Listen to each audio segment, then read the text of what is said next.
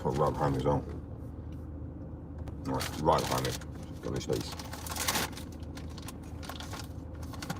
Right, hotel. Sorry, we've been socialising.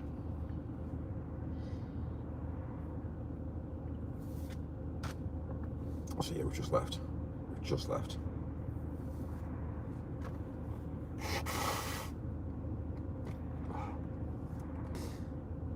My God, my nose.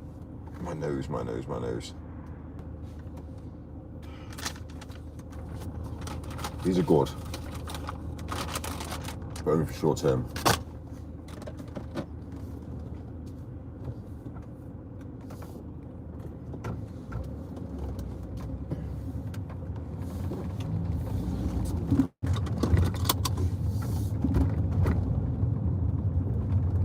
Right, on the road to paradise.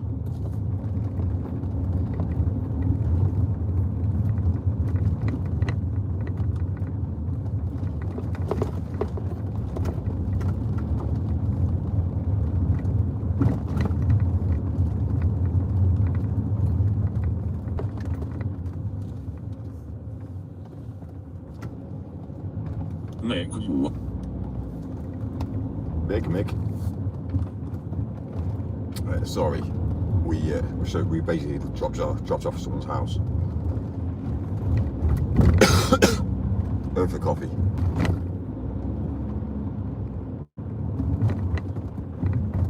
So had a coffee, and now we're back. Now we are back.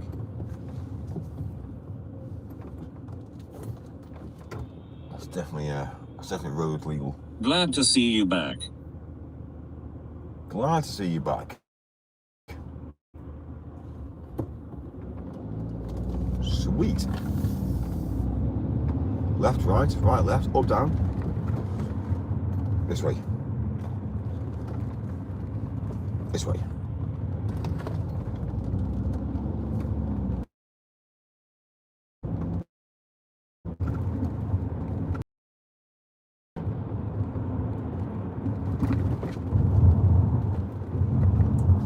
Weather has been shit. Why don't you be more lively, positive? Weather's been amazing. Mike's really happy. Yeah.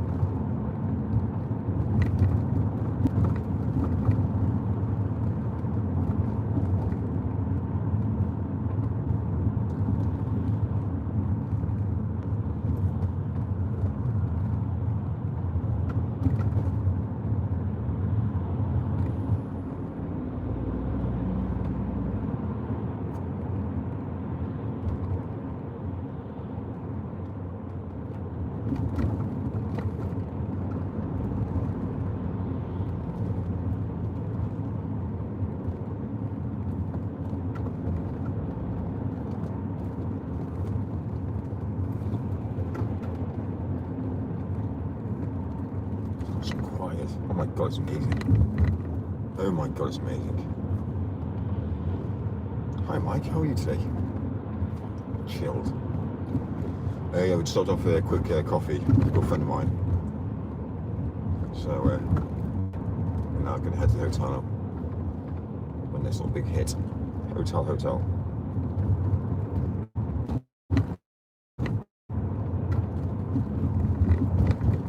I love it because I kind of like mixing around with people that actually understand the world. People that actually get the world. Also, I'm not feeling 100% either. I just hope I've not got malaria. So my body's aching, my arms are aching, my thighs are aching.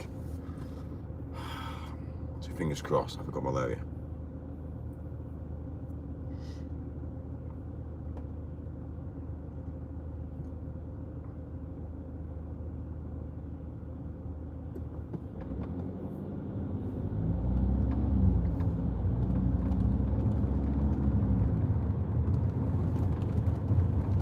Cool dude, hope it has been a good day, enjoy relaxing. I don't know where today. Fuck off Mike, schmick. After you Zen. Go late. Can I fart into your gaping mouth? That's not really a question you should be asking, really, is it? The answer is no. It's not what I'm into. It's mad, isn't it? It's human nature is. Like, why? Why would you ever think about that? Please, this guy is driving his BMW every live stream, like, come on, do something else that's more funny, like drink alcohol and smoke cigarettes or order some food and tell everyone how fucking shit it is, mate pal. Fuck off Mike, you prick. I once loved a woman who wasn't clean. I just came to say hello. Okay, fine, I'll tell you how shit it is. The world is fucked. The world is shit. Life is wank, yeah? Well, I thought that's what you want to hear, so I thought I'd tell you. Basically, what I'm going to say to you is nobody knows the world. And it's interesting. The reason why I tell you that is because of it's really the truth. I've realised what the world's about. So, also realised what life's about as well. This guy's pressing me. Yeah, that's interesting. It isn't it? Only probably the only, or one of the only people. There's a few of us that understand the world. Everyone thinks they do. The realisation is it's fake. It's all controlled. And that's the funny thing about it. So you own the board because you can't play the game with everybody else because everyone else cheats. So if you cheat it in a game, you won't ever win the game. So if you play with the players that are cheaters, then you won't win. So first of all, don't play the game. And guess what? You'll understand the world very quickly. So yeah, I've done far too much digging around the internet to actually understand the world. Far too much digging, and there's no coming back from it really. You've done so much rabbit hole digging, and you dig lower and lower and lower, and it becomes a problem because even for me in life now, I look at these average people and I started to realise that actually I'm too good for them. And it's like, it's a problem. It is a problem. But I am broken as a human being. I'm now broken as a male because everything we see is fake. Getting a job is fake. Insurance is fake. Starting a business is fake. Everything you ever think about or do is fake. So if I'm telling you the truth now, think about it.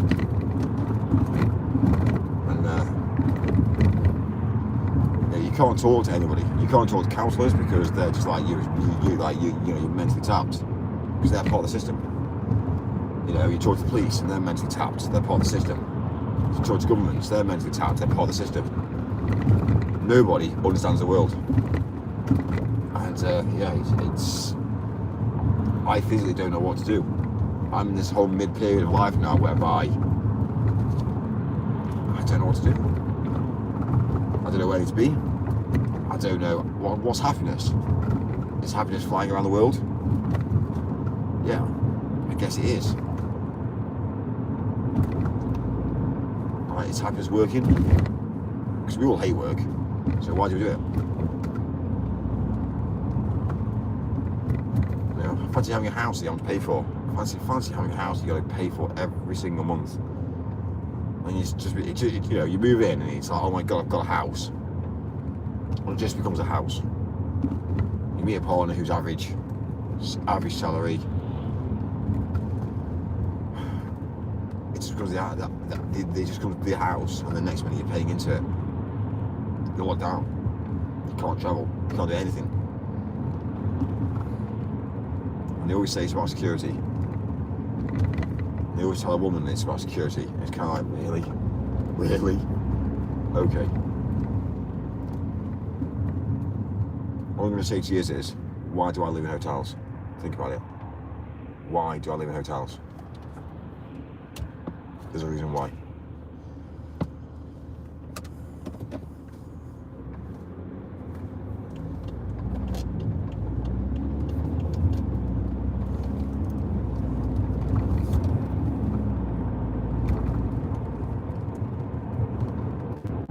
No home. Because you're a serial killer. Who needs women?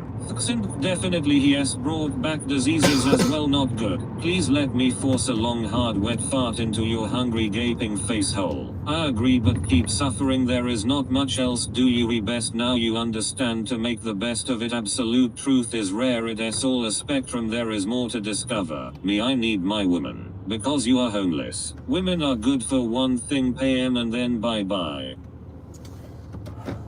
Unfortunately, that's the real world. The real world is that's how life is. You pay a woman, you keep her. You stop paying a woman, you lose her. And that's the realization of life. Like,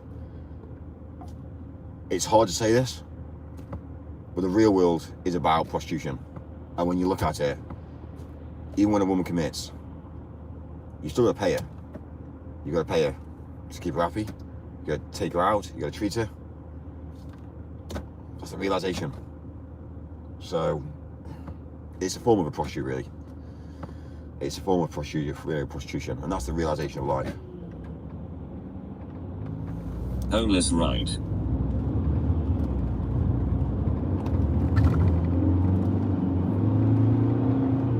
Crew is the way to go, less stressful.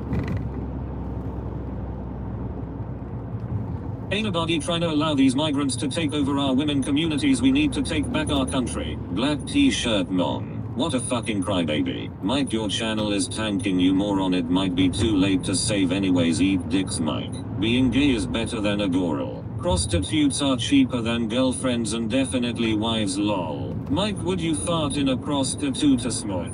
I wonder how many dead prostitutes Mike has frozen in his basement. You eat hot dogs for taste or shape? Push it to the limit. Black t-shirt mom. It's either you make a lot of money or you make zero. You give it away free of charge. You're wrong, my wife does not expect anything from me, behave. You eat hot dogs for taste or shape? I rest my case. Mike, try gym for depression. I think we can break Mike tonight, guys. Better than having sorry, being gay is better than having a GF. Mike 1 bites bananas, big ones. He seems G. He doesn't eat, he's bulimic. I am bouncing off my sisms. Don't be a sim.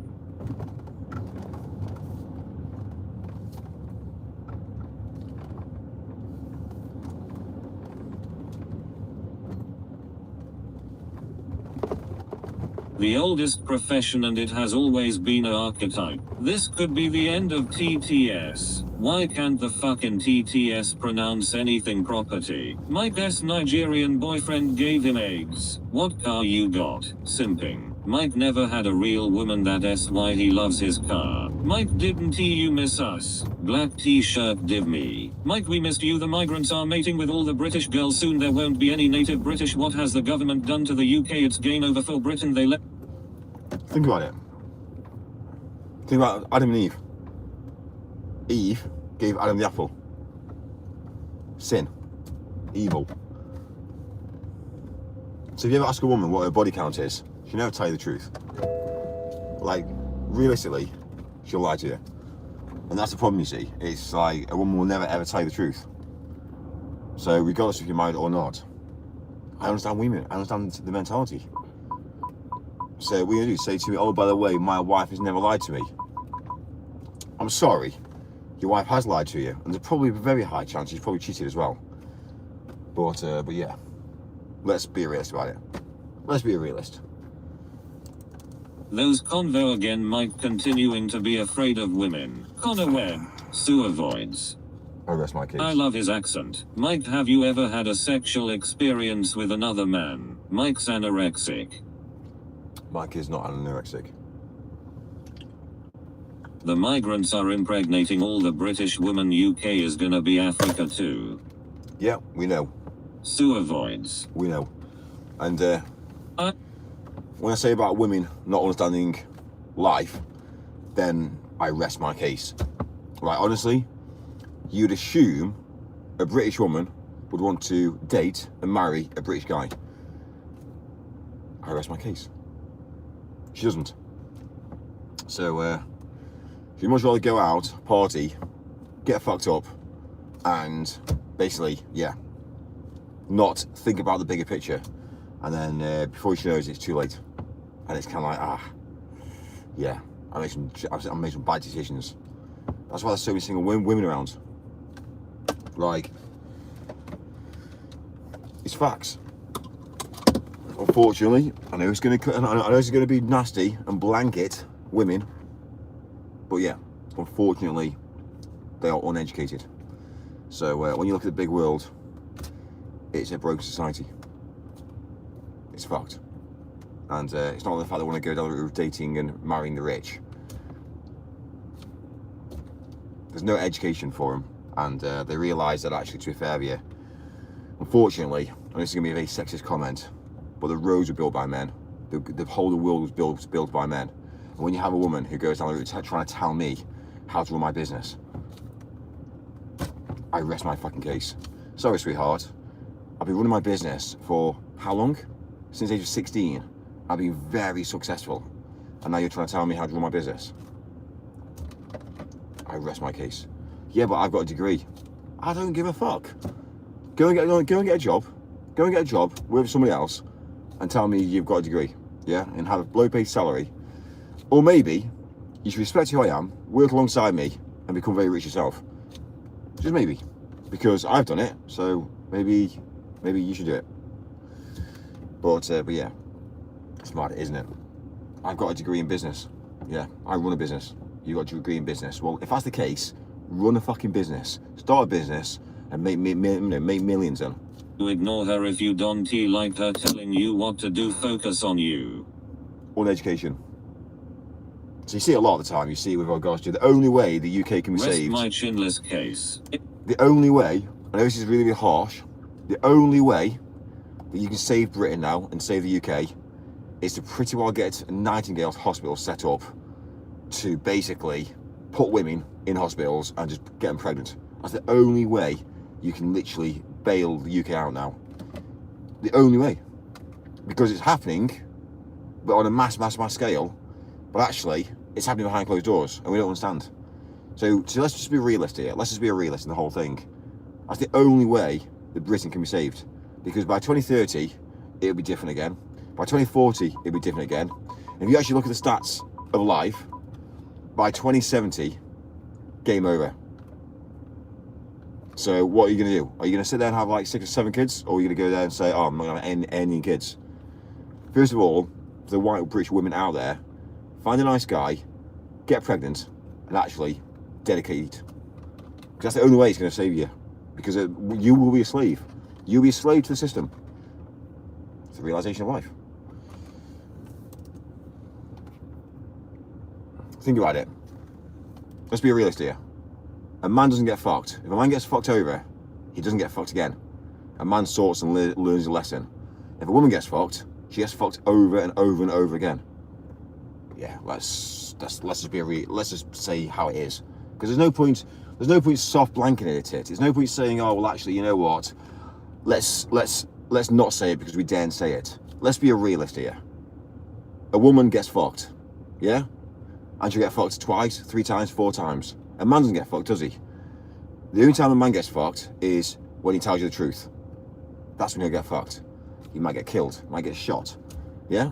He might be obviously have a fight. He might have an issue in life. He might get his bank accounts frozen. He might, there's all these different agendas that could happen to a man.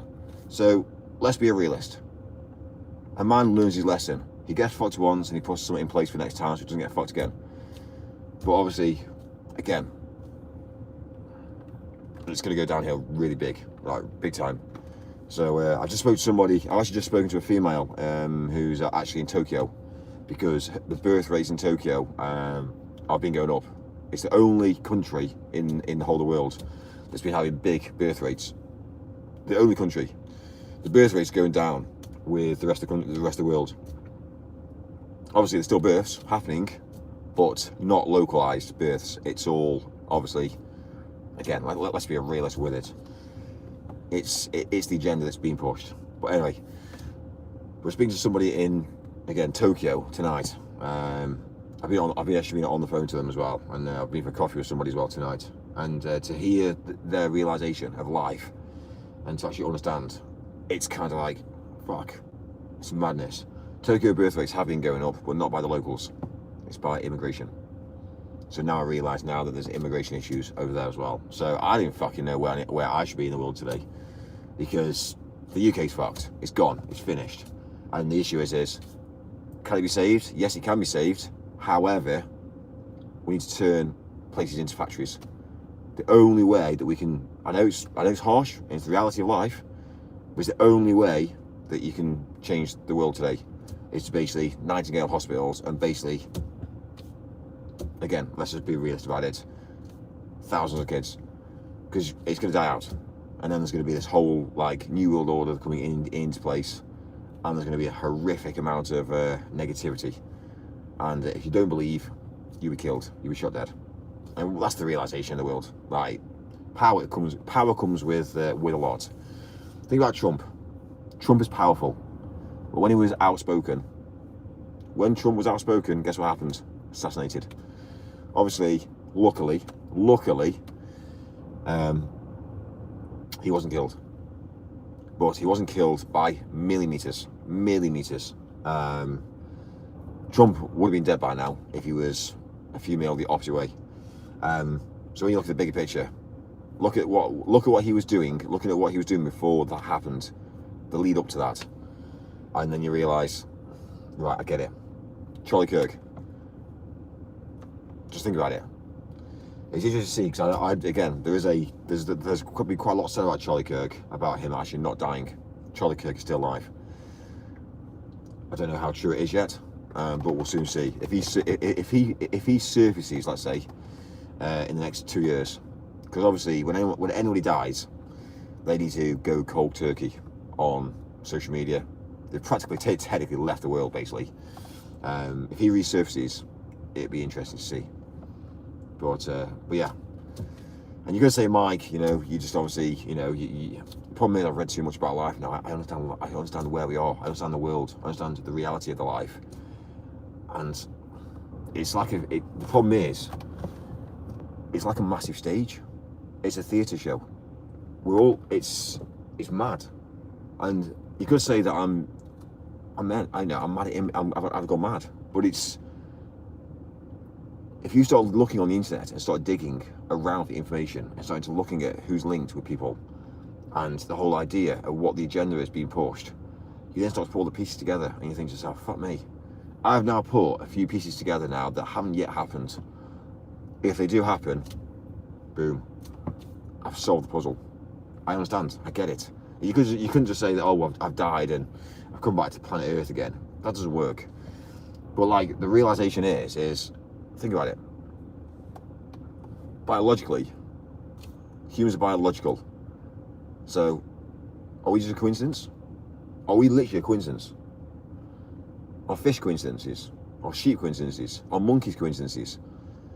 Like, when you look at all the different creatures that are biological, you think to yourself, like, what? Really? Okay. So, it's a coincidence. Well, if it is a coincidence, then let's just be a realization of life.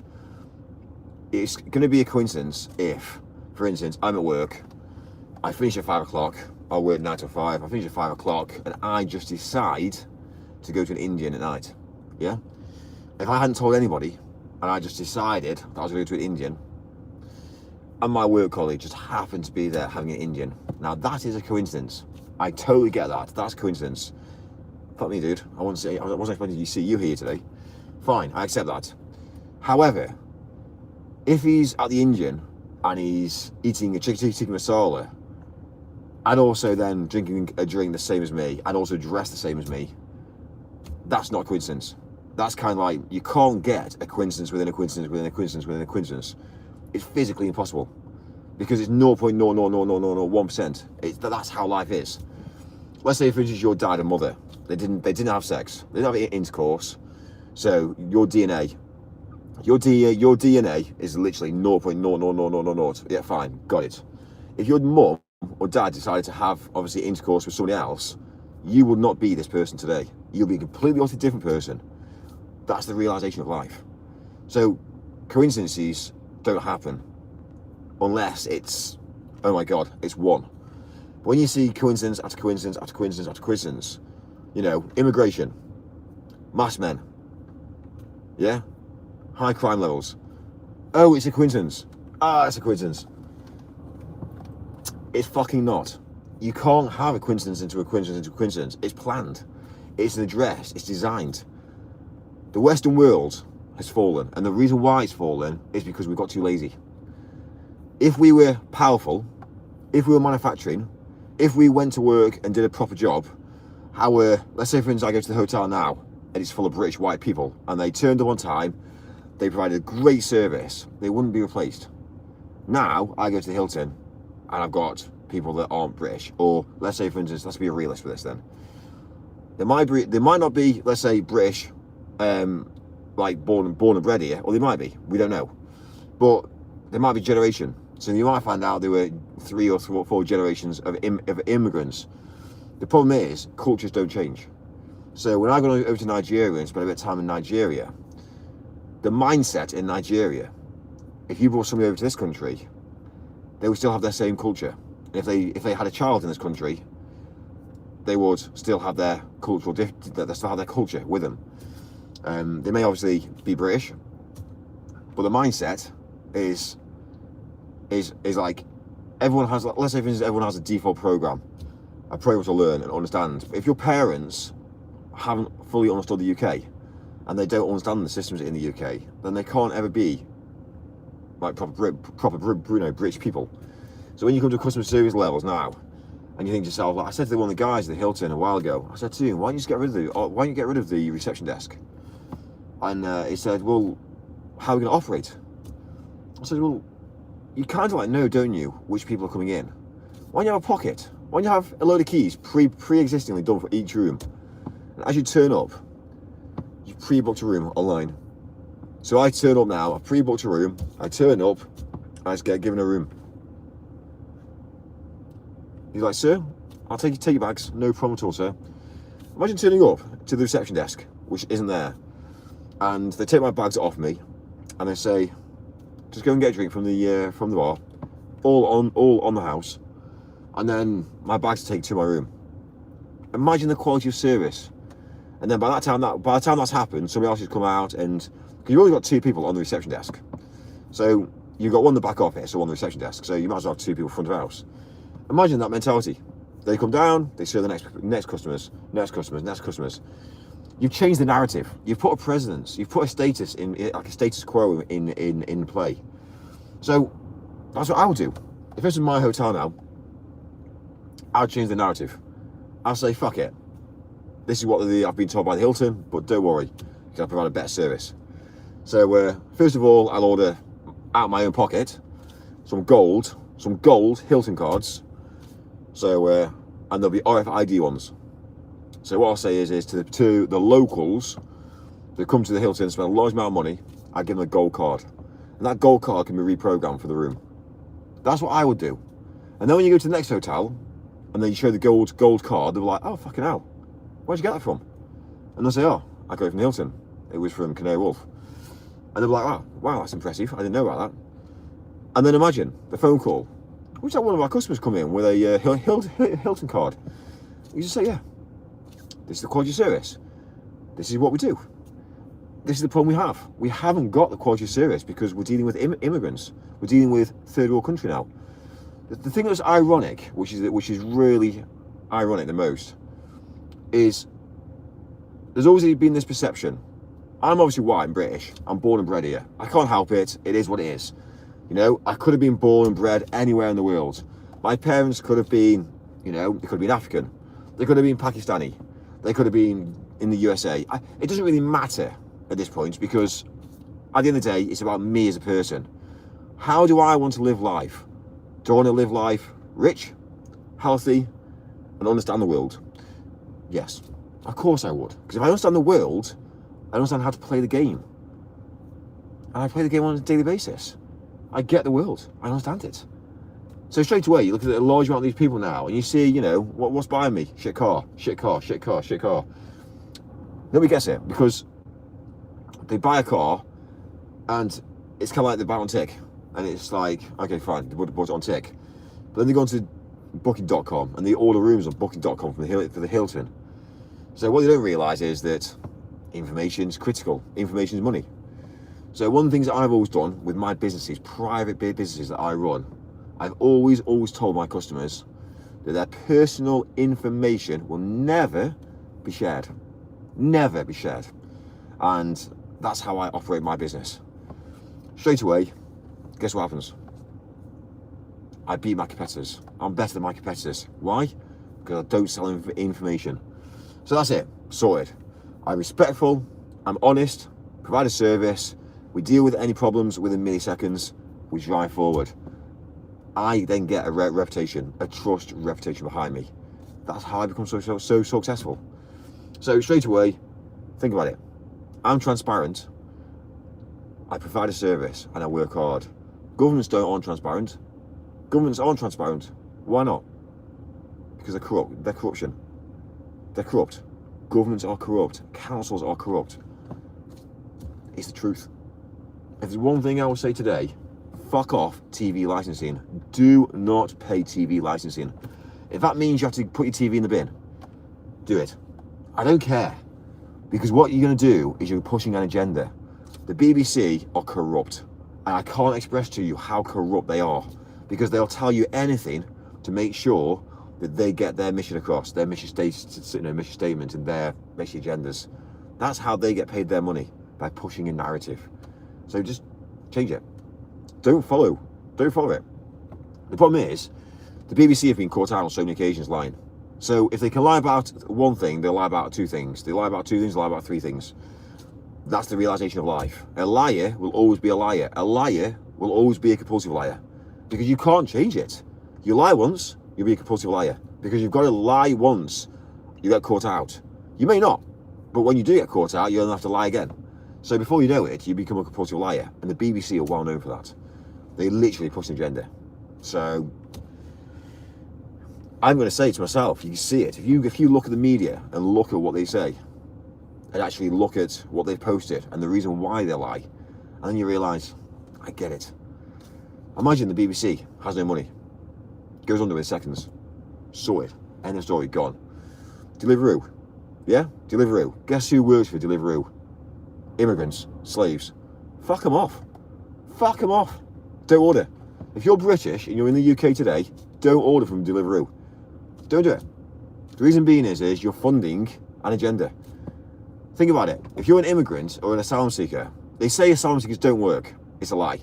Because if you're the government, why wouldn't you? If you've got something that comes to your country, first of all you'll do is say, right, vote, yeah, for Labour. Why? Because the more people that come in, vote for Labour, we'll pay you. That's the reason why they get the votes. So then you look at the bigger picture. Okay, right, well, you're living in a hotel free of charge. We're clothing you free of charge. We're giving you free money. Where you come from? Regardless. So, okay, we'll put you through a CBD license. A CBD license or CB? Again, I don't know because I don't bike. Put you through a license. And again, do they pass it? No, because they use it as a form of transport. And they just basically just say, I tried to bike, I tried to pass my test. When I get in the car and I want to bike, you know what I mean? I get a push bike and I bike, yeah? If I get in a car, I get a license to drive a car that I can drive. I drive a car because I've got a license. I pass my test because I want to drive. These guys, they don't want to pass a test. They just want to use it as a form of transportation. So think about the bigger picture. Who actually gains from that? Well, the people that gain from it is Deliveroo, because they get a load of orders and cheap labour. How much money are they paying? How much money are they paying these immigrants, these slavery workers? Because that's what they are. They're slavery workers. And how ironic. They've come from a third world country, which is the truth. Third worlders, broke people. You come to a third world country and You say that you don't want to be distinguished between white and black. Fine. To me, that's not a colour, it's a shade. However, let's be a realist. Let's be a realist and just basically tell you how it actually is. How ironic. You want to be treated as an equal. Yeah? But you come to a first world country and you take the slavery work. Doesn't make sense. So, you're a slave in your own country, you bring your nationality over to this country, and then you get on the route of, let's say, nah, it's alright, I'm going to go get a job. A slavery job. So now we've established what actually happens in the world today. Yeah? So, the streets are slaves. Businesses become slaves. We find out that, again, hotels become slaves. Hospitality industry is completely, utterly slave-driven. Because it's not about saying, oh, well, we're paying you, we're paying you the small amount of money to keep everyone happy. It's slavery work, it's long hours. The problem is with immigrants, and I'll tell you the truth, they don't understand. So when you've got a manager that says, oh, you need to do 17 hours work, they don't get it. They'll just do it. And they only get paid for a small amount of money. So let's be realist about it. They're slaves. Unfortunately, and I can't say this publicly because it's not the case. Black people are not slaves. Because I'll tell you the reason why. Because black and white work together. I've got a large amount of people that I work with, and they're very, very wealthy. However, one thing I will say is it's come from the slums, third world nature, that hasn't actually been able to sort themselves out. So we see it all over. So like, it becomes a problem.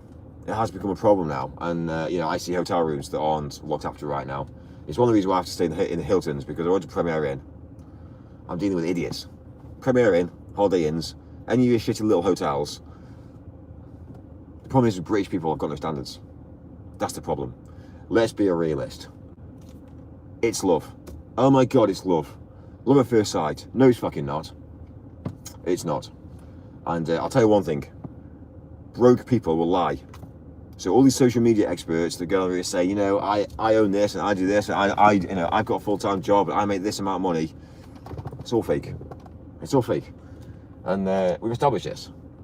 It's one of the reasons why I do what I do, because I live stream. I show my lifestyle. I prove a point. I drive a nice car. I live in hotels. I work very hard. I provide a service. And then when people look at me, they go down here thinking, well, actually, Mike, you know what? Fair play to you. I add to the society of life. I add to the economy. One thing I did do when I was younger, I literally typed it on the internet. List me all of the taxis that are in the UK. And there are literally 21 taxis that are in the UK. I highlighted every single one that applied to me. And it was scary. And then when I realised the average populace living in the UK, I realised that they're not making any money. They're running themselves into debt. And that was the sad thing about it. That was a sad thing about it. Every single person that owns a house, you're running yourself into debt. And that's the realisation of life. And that's UK living. So if you do own a house, do me a favour. Get a spreadsheet. Literally list out all your income, all your outgoings. Get a bank statement. Get all your incomes and outgoings going out and work out how much money you're actually making per week and per month and per year and per day. And you need 3 columns. Day, well, you need more actually. You need a day, week, month and year. And obviously, over the year, you need to make a profit. But think about it. Things happen. So if you don't understand the realisation of finances, then I can't help you. And every single person that runs and owns a house, you're in debt. You won't be able to ever get out of it either. And when you come to age 80, 90, well, let's say to be realistic, when you come to retire at 65, you won't be able to afford to live. Because guess what happens? Pensions.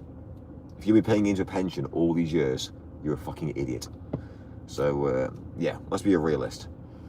You pay into a pension all these years, and then you find out that at the end of the day, you've got no pension. I'll tell you one thing about life. Think about it. When you become old, you become a problem to society. So when you become old, it's kind of like, fuck me. You know what I mean? Problems, hospital appointments, the stress on the NHS, big issues with regards to finances for the government. You become a problem. Let's be a realist about this now. Why wouldn't why wouldn't the government kill you off? Why wouldn't they? Think about it. You can't pay taxes because you're old. You don't really add to society no more. And think about it. You're a pain in the arse. So you're draining resources. Your temper is a fucking nightmare. You can't turn up to appointments on time. You can't read or write. You become a problem to society. That's why nursing homes are so lucrative in money. Because basically they prey. They absolutely prey upon the elderly. You never, ever, ever find an owner of a nursing home who's rich, who isn't rich. They are millionaires. And the reason being is guess why? Because they basically keep you in a nursing home as long as they can until they kill you off. And the next minute they get the next person that comes in. And because there's a waiting list. Think about it. If you become a problem in a nursing home and you come whereby you're running out of money, you haven't got any money to pay, let's just be realist about it. Like, why wouldn't you? Why wouldn't you? You can't just put somebody in a bed and have them bed bound. It's the realization of life. That's coming from people that are in the industry. So think about the bigger picture. Like, throughout the whole of your life, you want to be leveling up. You want to be matching against people. People that own nursing homes. People that obviously are in the NHS. Or probably, sorry, let's be realistic with this. Not in the NHS. You want to match yourself up against people that are obviously doctors and nurses who are, again, work privately. Because those are the people that actually will care about you. You give them a nice little hand of money and they'll take good care of you. And that's the realization. The NHS is collapsing. It's collapsed. It is collapsing. It's collapsed. It is collapsing. It's collapsed. It's collapsed. You understand what I'm saying? It's fucked. So one of my suggestions for the NHS was to put a donate button on their website. Home of the NHS, yeah? Donate in the top corner and to list all the people that donated. That's what I said to the NHS. Now, imagine the True Game, which, again, I was cancelled off. Imagine if I was the one that did 10 grand from the True Game. People look at that and go, fuck me, that's Mike. He's just done 10 grand to the NHS. Imagine that mentality. I could then post that and say, thank you, NHS, I really fucking appreciate it. The problem is, they won't. The reason being is because they want it to fail. I rest my case. The money that goes to the NHS is not actually the money that goes to the NHS. It's all fake. And all it is money on a screen. It's just digits. And when you realise what the NHS is actually, doctors and nurses will swear by it, but the realisation is the NHS is fucked. It's gone. And you know, for somebody that comes from a third world country, third world country, great customer service, because they just don't know any different, because they understand what it was like in a third world country. So when you look at the narrative that's pushed, they don't want to make the NHS any better, because they know for a while that the country's going to shit.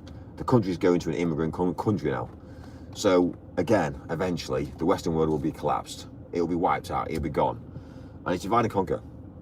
That's the whole idea about the world. Divide and conquer. So you know, one of the theories is that we won't start a war, but yeah, we'll just use immigration. Unfortunately, certain religions use women as baby makers. That's the realization. So it's called prostitution, and that's the realization. A woman has got a womb, and the realization to life, women are being used. So what women need to do is stand up. They stood up, they got the vote. So why on earth would you ever support an agenda that hasn't got the vote? Because that's what you're doing. Technically, you won't have a word to say. You won't be able to speak. A woman won't be able to speak again, because that's the way the world's going. British mentality is giving a woman a voice. Unfortunately, we're now going into a third world country whereby a woman will be, again, silenced. So why would a woman ever allow that to happen? Uneducated. And that's the problem with life. It's society. It's the world. It's the real world. And I try to express this to a large amount of people. There's several women that I've spoken to who have said, you know, you're uneducated. And they just don't get it. They think they're living the best life. They think they're living the best life, and fine. They've got no money. They'll never have any money. They won't have it obviously anything nice and luxurious, and they're just going to live a basic life until the day that they die. And the problem is with certain religions, they don't care. They don't care what you eat. They don't care. As long as you, to be a realist with the whole of this here, the Western world has protected women. They've given a woman a voice, the rights, and also said that that a woman is an equal to a man. But what we're now establishing is this, within scripture, within certain scripture, they say that the minute a woman bleeds, she's ready to make kids. So, well, why not? Now, obviously, again, I don't condone it, but the realization is, in certain scripture, biologically, yes, that happens. The minute any creature starts to bleed, that's it. She's ready to have kids. Now, unfortunately, the realization is to life in scripture is that's how it is. We marry women off young because they're naive. They don't understand the world, and by that time, they're locked into a system. They can't get out, and that's the realization to where we have now. So churches are empty now. Obviously, there's a lot of crime now. Churches being set alight. One thing I will say is for the amount of work that I've been doing in the gospel world, Christians will never be silenced. They've got a big voice. They've got a big voice. But when you look at the bigger picture with all this here is the Western world have to level up. My mentality is start to look at who you are. If you're white and British, find a nice guy who's white and British. I'm not saying find me. I'm saying find somebody who's got a car, a business, who's working towards an end goal, who's got the security, the safety net, and drive forward. I don't get it. It's simple, black and white. I don't get it. But if you're going to start to change the dynamics, then you're going to find out, you're going to end up finding out that you're going to be punished. And I've now started to see the change in society. I won't say where, but there has been, or has been there's something that's being built in the UK, and it's basically a massive prison, a massive prison, and it's in use for a different purpose. But one thing I will say is eventually it will turn into cage fighting, basically Roman times, whereby two criminals get put into a ring, and it'll be basically, unfortunately, that's the way the world's going. So it's mad, isn't it, how when you look at life, life's a cycle. Every year it's a cycle, every month's a cycle, every week's a cycle, every day's a cycle. Everything's a cycle. You get richer, you get poorer, you get richer and poorer. And that's how life is. Romans, they died out supposedly, did they? But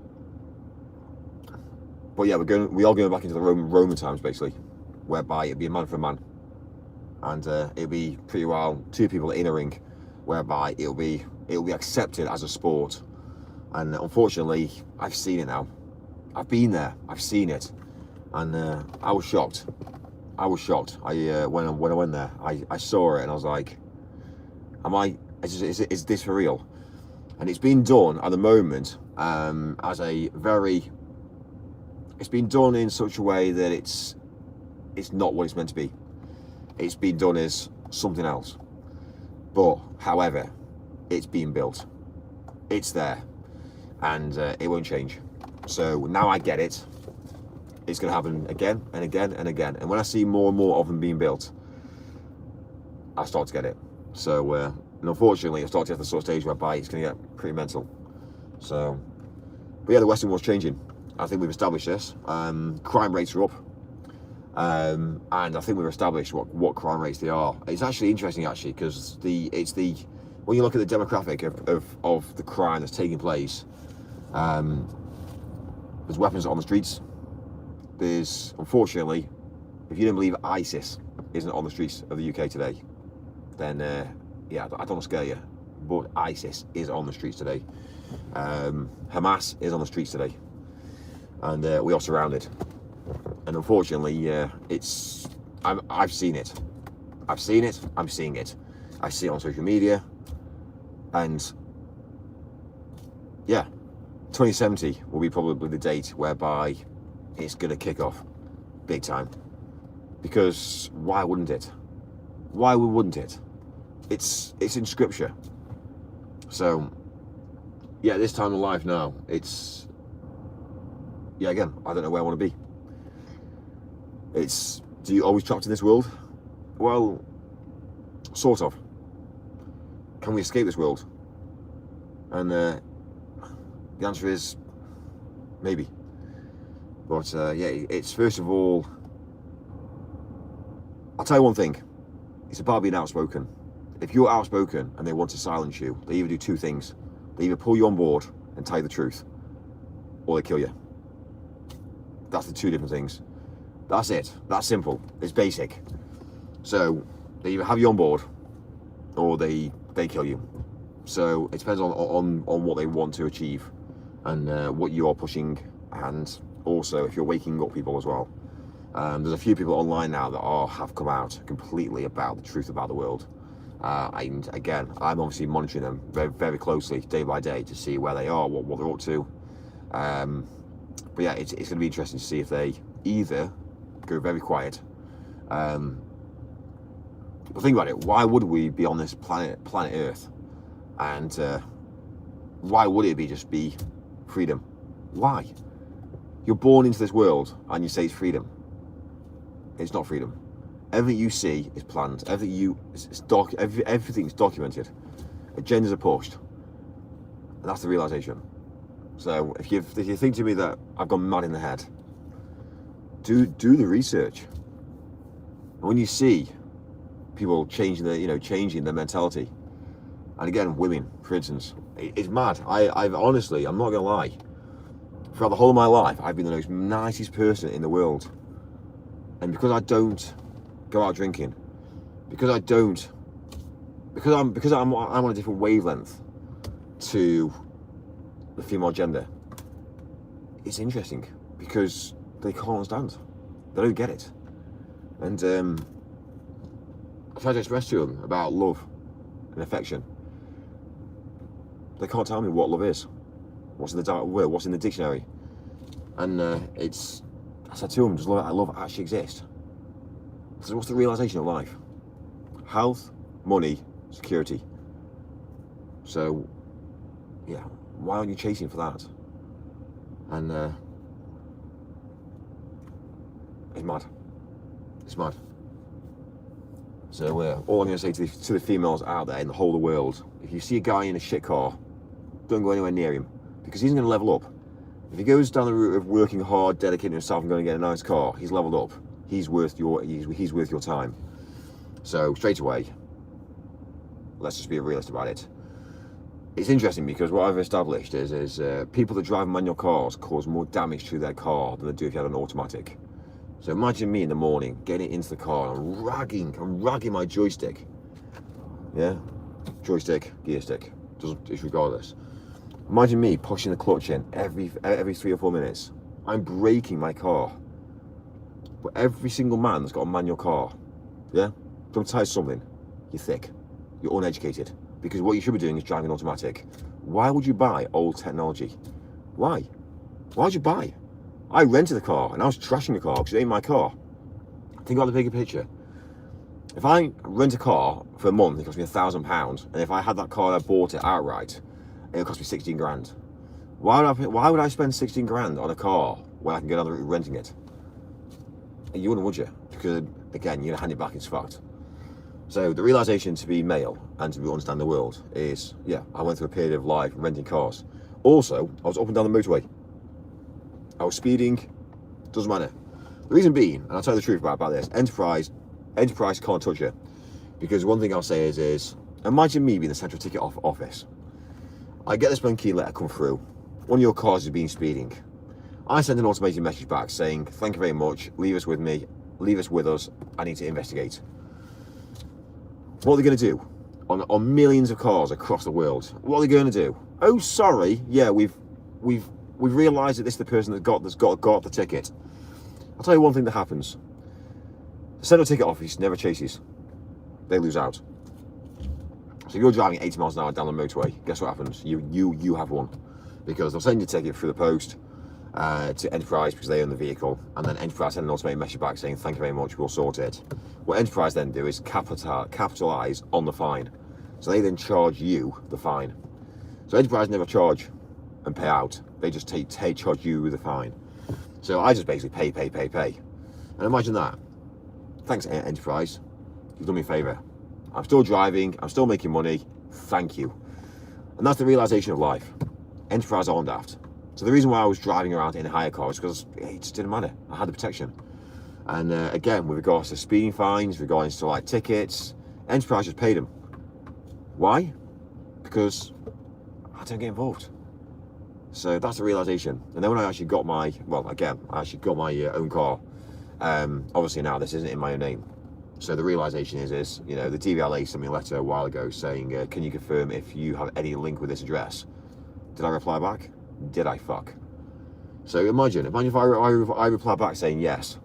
Next minute, I've acknowledged they sent me a load of tickets through. So yeah, and this is the thing about life. The system's broken, and you could say to me, you know, for me to say this video out online, no, for me to say this video out online, what's the truth? Tell me, what is the truth? Am I telling you the truth, or am I not telling you the truth? So, you know, is it classed as content? Am I a character? That's the difference. No one actually really knows. And this is the realisation of life. So it's mad, really. So when you look at life being corrupt, life's fucked. Everything you see in the world today is fake.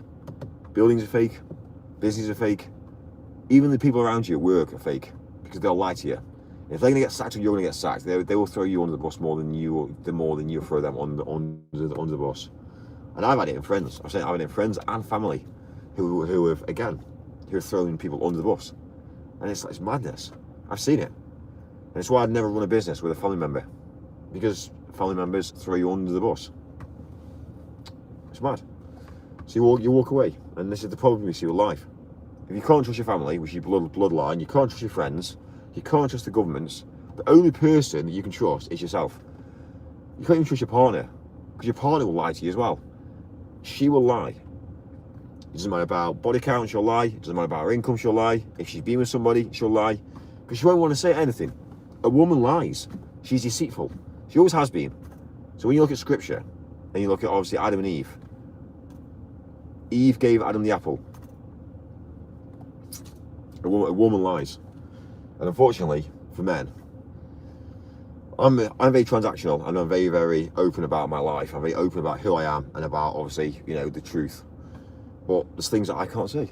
Because I know for a while, if I come out and say certain things and allow people to go and investigate, I don't know where I'm going to be.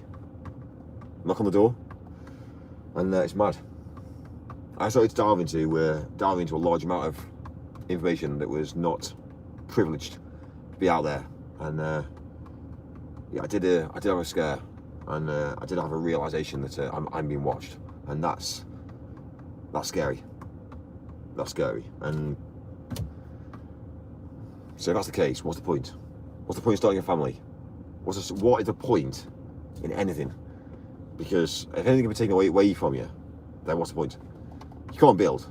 There's no point. You're going to come to this world on your own, you're going to die on your own, and whatever happens in between that. And it's quite cynical, and it's very, very sad, but it's the truth. The communication levels you have between people is madness, because, again, we lie to each other. The internet's a lie. 85% of social media, 85% of social media is a lie. Everything you see on social media, you swipe, is a lie. You'll see a post, and you'll see that one of your friends has liked something. They've never liked it, but you'll see it's being liked, and you'll end up liking it because they've liked it. Life's rigged. Life's programmed. So, you know, I'm probably going to get a load of abuse now. There you go. If he listened to some people in the chat, they be trying to help him, but he doesn't even care, lol. Mike, stop teasing me, queen. Party ham, lol. Social media is the Antichrist and the internet is the devil. At least make the rants entertaining by getting the nips out. This dude is like if Thatcher was an incel and a closeted homosexual. Alex, I resent that remark. You say that like it's a bad thing. Are you a top or bottom? Michelle Obama is a transgender mutant who is married to a super gay homosexual. Side note, what Sorry. If anyone's gay, you've broken by a law, you've broken the cycle of life. So let's be a realist about it. In my head, I don't get it. But if you're gay, then yeah, you need to reassess, because what's going to happen? Well, you're going to live life to the full, but be happy. Because isn't that what they say? Meet a partner and be happy. Why do they say it? Why do they say it? Because you can't be happy. You can't have kids. You won't have kids. And you can't add to society of life. So when you look at the amount of people that are gay in the UK, there is a very small percentage. However, how many people are immigrants in the UK? Yeah, do the research. You gay, you drive a manual. Hey Kellegs, Mike just come out of the closet already. Yes, not gay, but he knows all about it. LMAO. Him 34, no desire to have kids. Mike loves cum in his bun. Mike, I thought you were going to say Allah Akbar. Mike hates gays because he is in the closet and is ashamed that he fantasies over men. Listening to Mike was educational. He is a very wise man. No egg, no fart, no sea, no cloud. Mike is definitely a bottom. Everything you said is correct. I am extremely grateful to know you. Praises. Holly said, Mike, I am so happy that you are back. How are you doing? Mikey is a gay immigrant. Mike S not gay, but he loves the old cock. Rest in piss Joe the Toe Rogan. 5 foot 1 inches. He went on a roller coaster he was not tall enough to go on and he fell out on the second loop. Holly saluting face. Where are we delivering pizzas tonight, Mike? Queen Don T worry ull feel way better to come out. I wobble that shaft, I gobble that stick. Mike, what does gay have to do with immigrants? Mike, it is okay to be gay, we are proud of you, Mike. Mike, death gets us fucked. Mike goggles immigrant cum. Mickey's a few streams short of becoming a cult leader. I like Mike and Mike is not gay. Bum babies. Jokes are harmful when a homosexual tells it. LMAO did I get? Are you being gay with immigrants? Mike, your rant was incredibly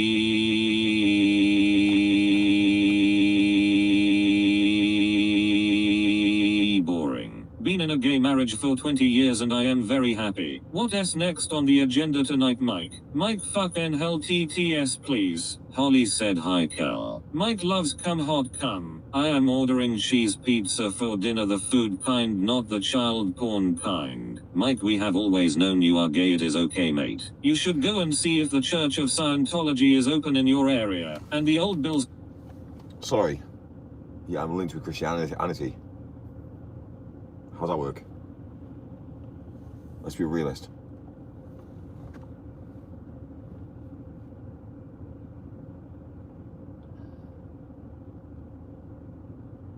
Mike loves hot cum. Hello Holly from Australia. Mike cock is what all ladyboys want.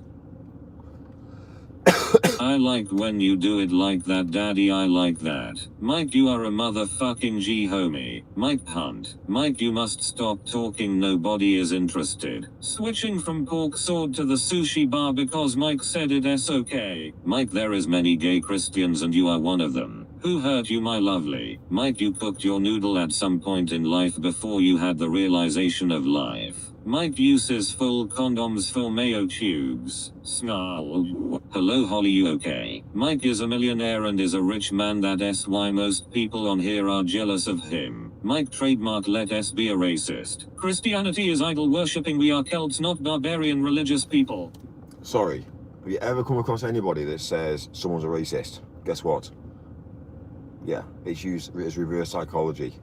So for instance, Sadiq Khan called Trump racist. Unfortunately, the only thing I'll say is Trump has never been racist. However, people that call people racists are racist themselves. So yeah, but they're using it as a defense mechanism, because what they do is they Sadiq Khan has got a lot of money, and the way he operates is he always claims on poverty, and like, oh, you know, we're always the disadvantaged, we are all this. And the problem is with Sadiq Khan is he is literally not a leader. So he's got an agenda to push. He always has had, always will do, and he's obviously linked with the with law as well.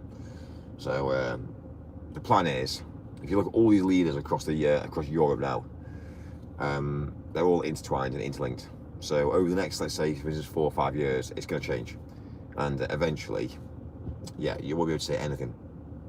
Because if you say anything, you'll be locked away. You know. Reset the rand clock.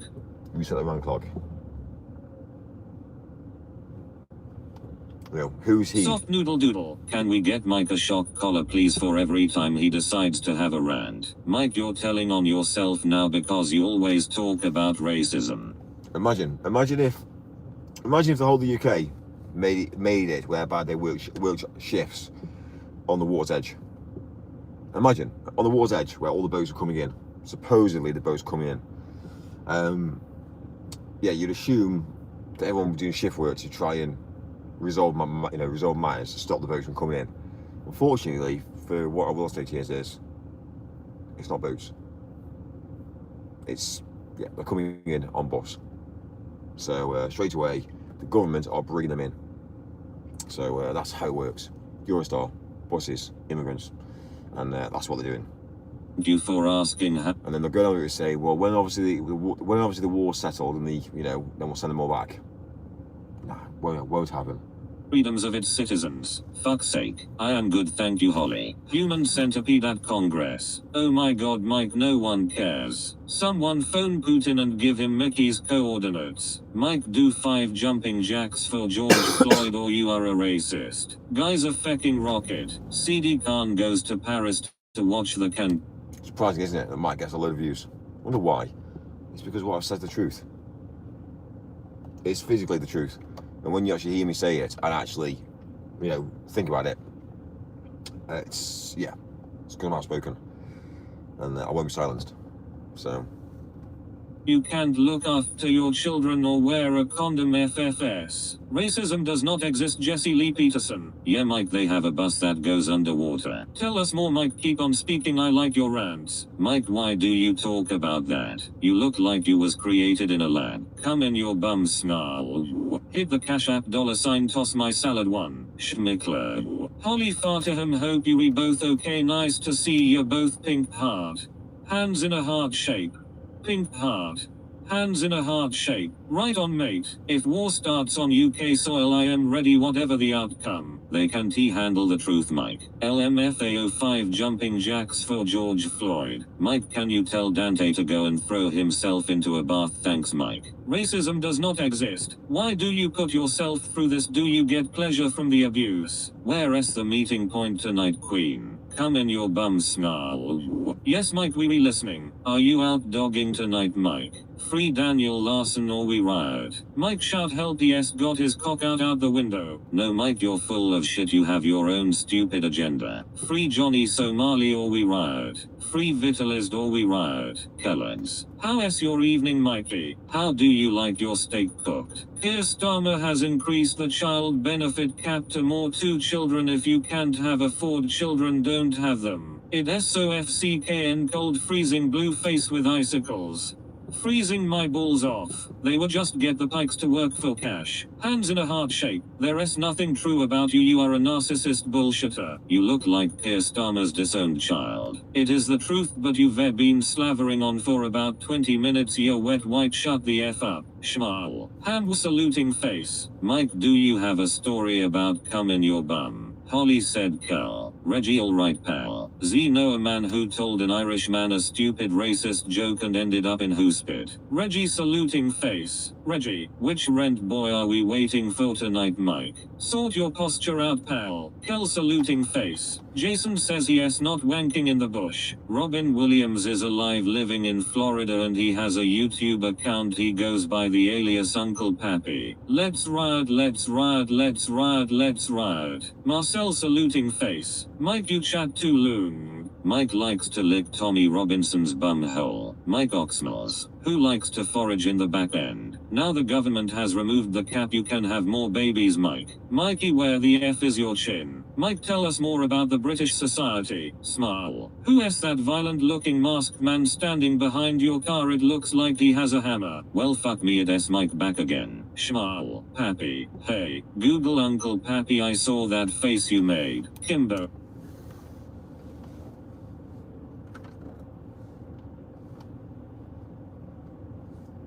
Yo, how are you? Amazing. Are you in bed now? Amazing. Home from work. You home from work? Amazing. Well, turn your phone off. Turn your phone off, you're fine. But anyway, what? Say again? No, I've stopped. I pulled over. I've stopped. I'm just, yeah, I'm sat in the car park. So yeah, I'm trying to check in now. Yeah, cool. Well, give me about 15 minutes. Just let me just check in, and I'll call you.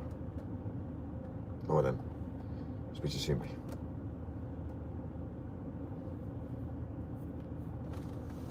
Can you send me one vagina with a spoon and ketchup? Kellogg's Mike pushes back for fun. P.S. calling his family back home in Afghan the dirty sandal licker. Mike looks like James Bond 007 when he is on the phone. What a face lol. Terrible phone call. Mike, how is your boyfriend? Mike, you are pretty much the Israel agenda while saying you're outspoken. Mike, in the next car over having a wank, give us a wave. Horny cum guzzler. I only do coke every 3 months, usually an 8-ball. Robotic Mike. Yeah. Yo Mike, yeah. In 10 years time we will see Mike in a Bugatti smoking a cigar. Do you reckon? Mikey Mohammed. Mike, you are basically Michael Jackass. Who you waving to? Lul. Fartaham screaming out for cucumber fun. Come. Yo. Goodbye. Sleeping in the car tonight. Why are you in the car park after finishing your shift at Tesco? Go home. Digging again. Ultra Twigman to the rescue. Mikey looking like Slender Man then skinny streak of pies. Has the chat noticed Mike only eats penis-shaped foods? There are only 2 genders. Dodging. Mike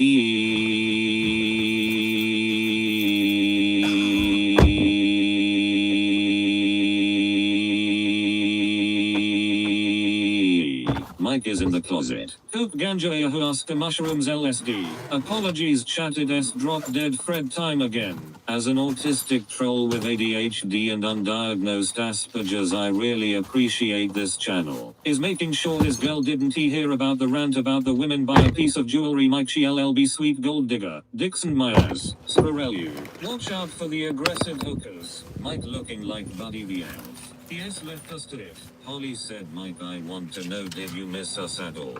Mike the twig man, he thinks he is top shagger. I am a robot, I don't have balls but they are frozen. Mike is in the closet with his cucumbers. I hope someone comes along. Noodle armed come in the bummed s YouTube's #1 schmickler. Love you Mike, keep the skirt sweet. Yes, gone for a whack. Hit DA cash up, toss my salad one. Right, I'm checking. Get some rest, I think.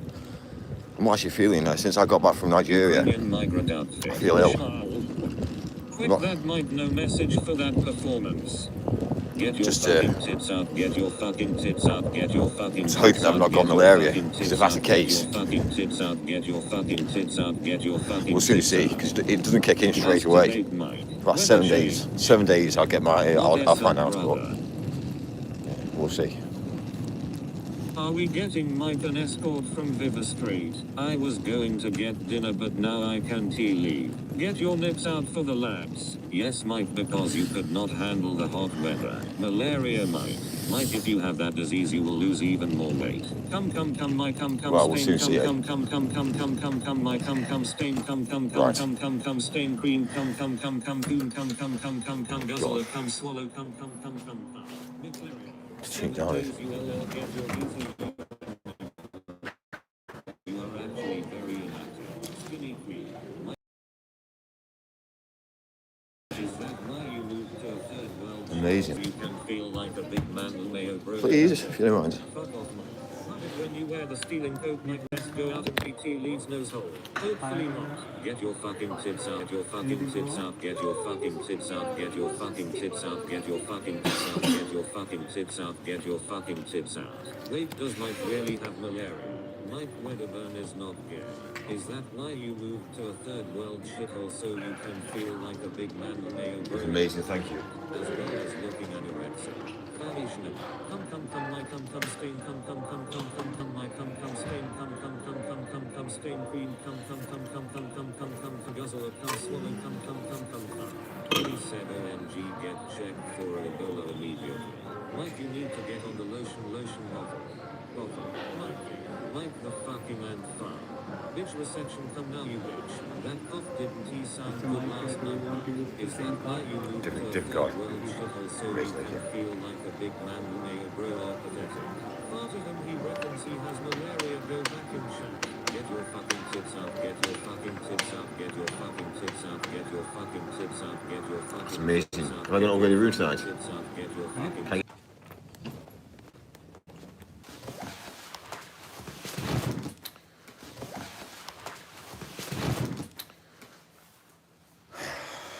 sorted. That's my name. That's what they put on screen from when I walk in. We change that to Lord's fucking Mike. That's what I'm going to change my name to next. It's anyway. It's mad, isn't it?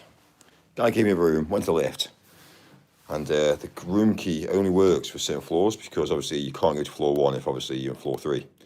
So I'm guessing there, he's got on there the floor. It says floor 1.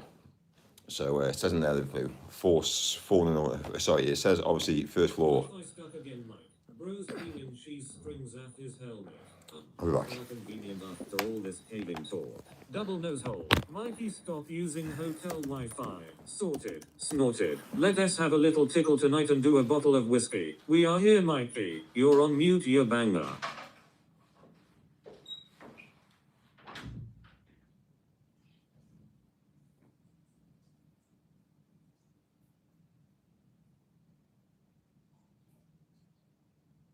Bangers and mash, good British food. Rack up a few there, bossman. Mikey, we love you. I like to gobble. Do you watch WWE? Get your tits out now.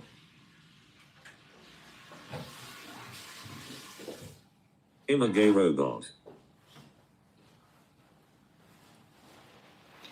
Right, so just checked in to give you the realisation of immigrants and thickos. So on reception, he gave me, obviously, a key. I was paying £130 a night for a room. And obviously, he gives me a key. And I go to the lift, put the key in, and it will only allow me to go to floor 3 when it said room on floor 1. So I was like, brilliant. So floor 1 pressed, didn't light up. Okay, floor 2 didn't light up. Floor 3 lit up. So I went downstairs and said to him, yeah, you've given me the wrong room.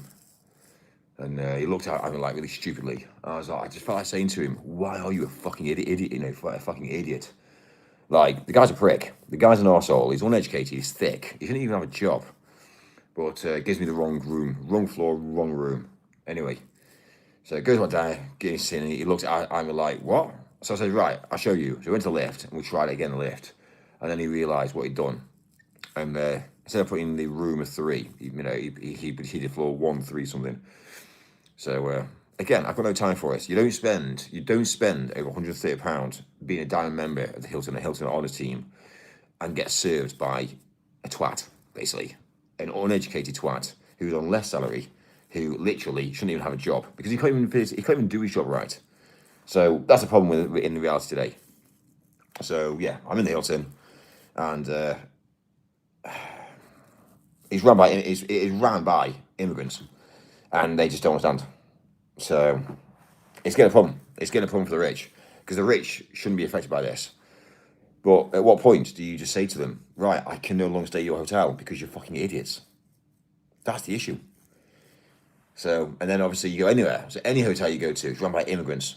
It's all people who are dark-skinned, who are, let's say, for instance, first generation, second generation, and third generation of immigrant families who just can't provide a service. Now, how hard is it to scan a room key and to put somebody of high value into a room for a night? Like, how hard is that? The guy's a prick. So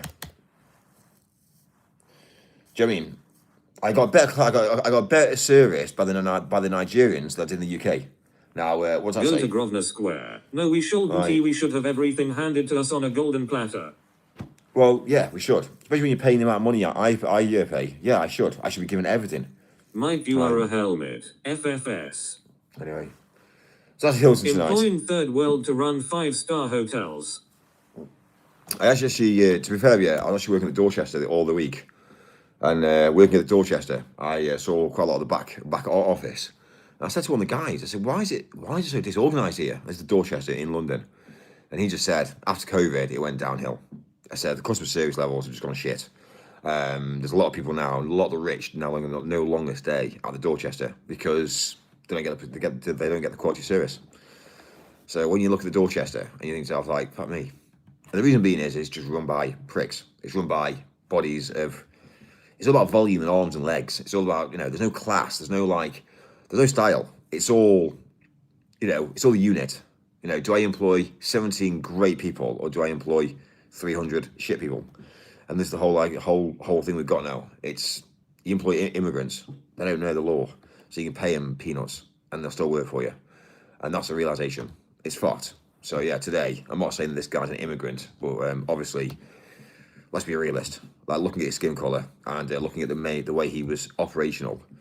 Yeah, he's an immigrant. Maybe not the first world immigrant. Let's say first generation immigrant. But maybe 2 or 3 or 4 generations down the line, he's still an immigrant. He still hasn't able to compute with a first world country. And that's the problem we have. So yeah, I'll tell you how it is. Do you know what I mean? Yes, no. Sooner or later, what'll happen is all you guys that bought houses, you'll be just taken out. 50 Shades of Mikey. Easy there, window liquor, you forgot your helmet and crayons. Mikey, how was Thanksgiving? Anyway, I rest my case. I'll probably get a message now saying, how was your stay? And I'll say, well, if you did your job around in the first place, then it would have been great. So, we don't get water in the room now. I hear you. Mike, I want you to be honest. Go on, I'll be honest then, yeah? Let us listen to Mikey today. He is making a very lot of sense. Mike, you're not better than immigrants. 30 Portman Square hired hotel. Tell them it was bit dark at reception. Honestly, do you gargle cum?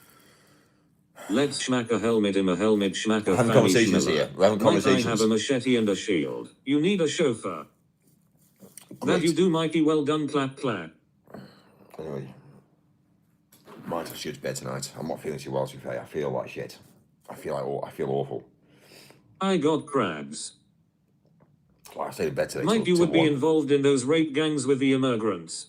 Autism. Mike is better than immigrants. I got the all clear. Let me suck out your teeth. Mike, do you get a glory hole for yourself for that prize? A conversation with a jilted man called Michael Jackass. Mikey, you eat the turkey's butthole on Thanksgiving, but Mexicans are crazy. Mike, you secretly are gay for immigrants. I'm not gay. I'm sure you. I live 10 minutes from Dorchester. Oh, you meant... There's no point being gay. It's broken. It's a broken society. First of all, you are in a population of the world of 50-50. 50 women, 50 men. So, when you look at the logic in life, if man and woman struggle to get on with each other, because we do, we struggle to actually date each other, we struggle to, to be able to say wavelength as each other, it's hard to date a woman because, it's either she's pretty and she's obviously just going to be accepting, or the realization is we're not going to be able to communicate with each other. So the difference is we realize very quickly that it's hard to even date a woman. So then when you come across men, like I literally created myself on Grindr for literally 24 hours to see what Grindr was all about. And oh my fucking God, within the first 10 seconds of me having a profile, I was ransacked with loads and loads and loads of people just messaging me. It was fucked. So I was like, hang on, this is exactly the same process as if I set myself up as a female on a dating site looking at men. Because obviously I've done that as well. Obviously, I've designed my perfect woman and I've put her on a dating app. And I've just seen the message coming in. Like, how else are you successful on dating apps unless you look at your competition. It's the same mentality running a business. How can you be successful running a business until you know your competition? So you have to buy from your competition to realise what your competition are, to realise how shit they are, and then go right down the road thinking, right, you know what, I can be better than that. So yeah, I was on grinding. It was just weird. It was weird. It was basically all about literally transferation of HIV. That's all it was. It was all about fucking. There's nothing else other than just basically let's meet up and fuck. Let's meet up and fuck. And then when you actually set yourself up as a female, you just see all of the nationalities, all the Indians, all the Pakistanis, all the people that are down and out in the world today. When you look at their profiles and see what they're commenting back to her, it's just fucked. Like, and that's when you realise that they've got no hope in hell. So that's why they rape, because it's easier. It's easier to rape a woman than it is to actually work hard and to actually gain a woman. So that's the realisation. So they realise that they can't get a woman through, let's say, the means of, obviously, law of attraction. So it's easier to go out there and just rape. And that's the problem. So it was weird. It was the conversations that were coming through were just kind of like, yeah, if I was a woman, I don't think. And I even spoke to a few women about it. And I said to them, I've set a profile on, obviously, on a dating app. Can you have a look at these conversations and tell me which ones you would reply back to? And they literally, out of 3 women, they all said to me, all 3, yeah, we wouldn't go with Pakistan, or we wouldn't go for Indian guy. So I was like, oh, that's interesting. So I rest my case. And this was before lockdown. And then when the lockdown happened, and then the whole world went to shit, and then that obviously changed the whole movement again. And yeah, it's mad, really. It's mad. But it's interesting. So yeah, you'll take the piss out of me, but at the end of the day, think about the bigger picture. Like, how do I get everyone's number in the UK? Well, look at my number. Everything. Look at my phone number. Look at everybody above me and everyone below me. I've got everyone's number. So I have everyone's number in my phone. So every single person that's talking to me on here, I have your number. And the realisation is I'll show you. Because at the end of the day, why not? Shall we be transparent? Shall I just share the truth? Because, yeah, we do, don't we? We tell the truth. So, country Wi-Fi. Oh my God. No. Yeah, so all these numbers here, these are all numbers. These are every single person's number in the whole of the UK. Every single person in the UK I have a number of. Because I built 2 scripts. And they automatically, from the cloud, add numbers to my phone. Automatically, day after day after day. So if my number ends in 209, what's 208, 207, 206? So yeah, as you can imagine, I have every single person's number in the UK. Why have I got 3 phones? Because I've got everyone's number in Spain. Yeah? Why? Why would I do this? Maybe I know something that you don't. Yeah? Do applications use people's numbers? Obviously, yes, they do. If I've got my number, if I've got your number saved in my phone, it must push my content to you, because why wouldn't it? Well, they must know each other because they've got the number saved.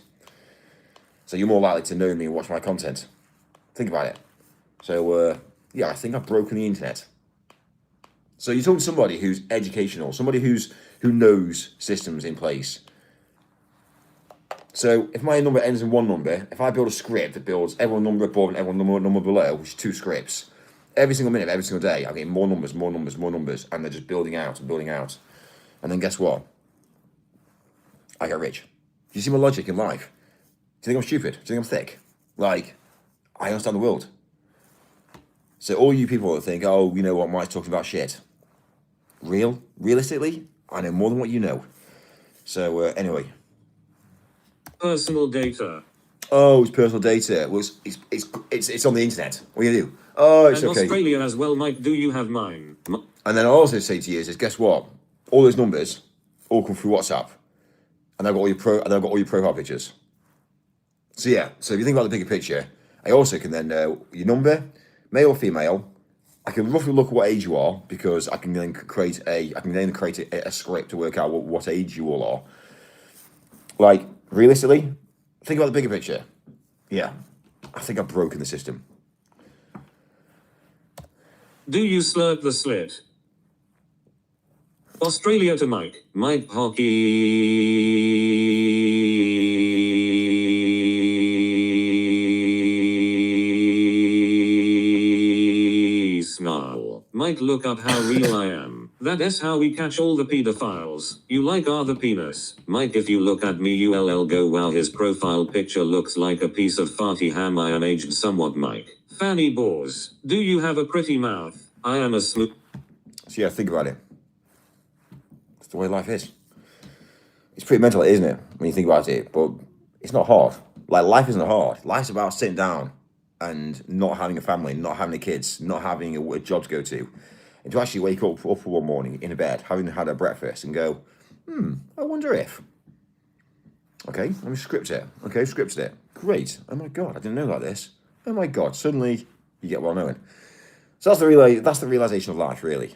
So, you know, I'm sure one day I'll settle down. But like, until that happens, am I going to change the way I am? No. But it's interesting, isn't it? How now I've told you that, you might get down and thinking, fuck me. Yeah, maybe I should look at doing it. But yeah, I've got everyone's number. Don't care. If you're 10 years old and you've got a phone number, I've got it. And if you're obviously 60 and you've got a phone number, I've got it. So, yeah, that's the realization. That's how scary the internet is. So if you have got family, you have got kids, that's how dangerous the internet is. And one thing I will say as well is that every time somebody asks you for ID, do not show your driving license. It's got your address on. So, passport only. Not many people know about this, but if anybody asks you for ID, passport, because it hasn't got your address on. And I'll tell you one thing, all these people on corner shops, they don't even want to check your name. Imagine they work in a university student's town and, you know, let's say got an 18-year-old who's half naked, half dressed, because that's what they do. It's the form of not understanding because they're uneducated. But they're quickly enough to go on the route of, it's all right, I want to buy some alcohol. They go to local corner shops, it's the only thing that's open. And then, they realise very quickly that they've just given out their address and name. And then next minute they realise they've got big issues and problems. And that's a realisation. That's why I've always said that women are uneducated, because they don't understand the logic of life. They don't realise how men are predators. And it always has been. Men will not change. The human mentality to men are all predators. Like, if I can get something, I will get it. And it's the mentality. So you've got to understand that. You know, you've got to understand that. So if you protect yourself and say, you know what, no, I'm going to keep my information to myself. I'm not going to get things shipped. I'm not going to use Uber Eats. Because what happens? You want a pizza one night. Oh, I want a pizza. So they've got your name. They've got your name and they've got your address. You order pizza. Who are you dealing with? Fucking immigrants. Do you not understand the logic now? That's why crime's going through the roof. Do you understand? And this is the issue we've got. Nobody gets it. But I'm the one that's actually sat down and realised that it's gone wrong. It's fucked. So when people say to me, Mike, the world's gone wrong, I express to people, it has gone wrong, and the only way you can do this now is protect yourself. So yeah, don't get things delivered to Amazon. If you're going to order from Amazon, get it delivered to, again, lockers. Don't get things delivered to your house, and keep your house and your personal address, basically secret really, because for me, I don't get anything shipped to my address. Because why should I? I've got randomly a letter that's come through asking if I have a link with this address. And I was like, yeah, I'm just going to reply back to that. It's madness. And they all say, oh, it's for, building your credit score. Oh, it's for building this, it's for building that. No, it's basically to go against you. Every bit of information you provide goes against you in the world today. And that's the realisation. So if you're male, you'll always be at a disadvantage. If you're female, it'll have to be easier. But basically, to be realist about it, you pretty well have to hand your body over. Because that's why OnlyFans exists now. You hand your body over and they'll make you rich. They'll make you rich because they'll be like, oh, great, she got body out. We put in a few requests. That's the realisation. And man owns that. It's all scripted. And all OnlyFans wants is to expose women, to expose the body. And then next minute, guess what happens? It traumatises them. You do it once, you do it again twice, and guess what? Once you've done it, you've done it. It's too late. So straight away, guess what happens then? You might as well carry on because you've already done it now. And that's the reason why. So, if you are female, yes, you are at a disadvantage. You always have been. But you've got to play the game. And the only reason why I'm saying this is because, you could say I'm sexist, but what's the point? I don't care. Call me sexist, call me racist. I don't care. I'm a realist. I'll tell you the truth. So if you don't believe me, then let's be realist about it. Who's thick? Me or you? You. obviously you're thick because you can't compete with what I'm telling you. So yeah, I'll get abuse. I get abused daily. Do I care? Not really. Am I rich? Am I successful? Am I powerful? Yes. And the reason is, why am I so successful? Because I tell the fucking truth. And I can't be stopped. The game up. I'll be back with We TTSO. love you, Mikey. Women and fucking immigrants, Mikey. We wisdom grows by the day. Case rested. Definitely had a dusting of the old devil's dandruff. The great and powerful Mikey. Anyway, right, I'm actually not feeling too well How today. does a blind person know when they have wiped themselves clean? Mike, can you explain me? If you're a 10-year-old, I have your number. It's mad, isn't it, when you think about the bigger picture with regards to, obviously, tissue paper. Like, I never really got it. It's like tissue paper. It's like it's white, for one. And second of all, as well as is, it never cleans you. It's just pointless. I don't get it. So every single human uses toilet paper. And, again, let's see how thick this toilet paper is. Now, normally we use 3-ply. But whenever we go to the toilet, we tend to go to the toilet and shower.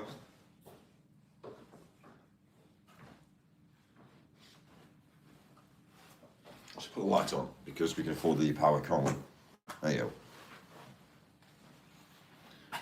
So with toilet paper, you actually got there's actually 3 lots of toilet paper, you see. You actually got,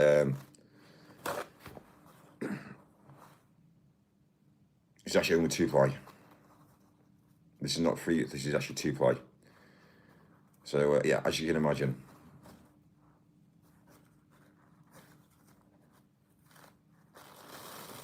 Yeah, it's only 2-ply. So, my mentality is whenever I go to the toilet, first of all, I'll be honest with you, when I go to the toilet, it's a rarity because I don't eat shit. So if I eat fatty foods and I eat, like, let's say, again, let's be a realist.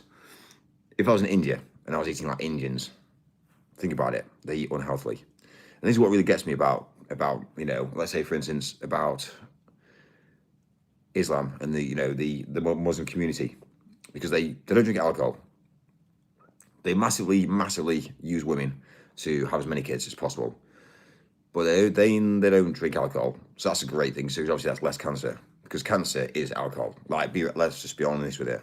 If you drink alcohol, there's a high chance you'll get cancer. End of story. So why would you do that? Why would you drink? Why would you drink? Like, I don't know, I do every now and again, but it's rarity.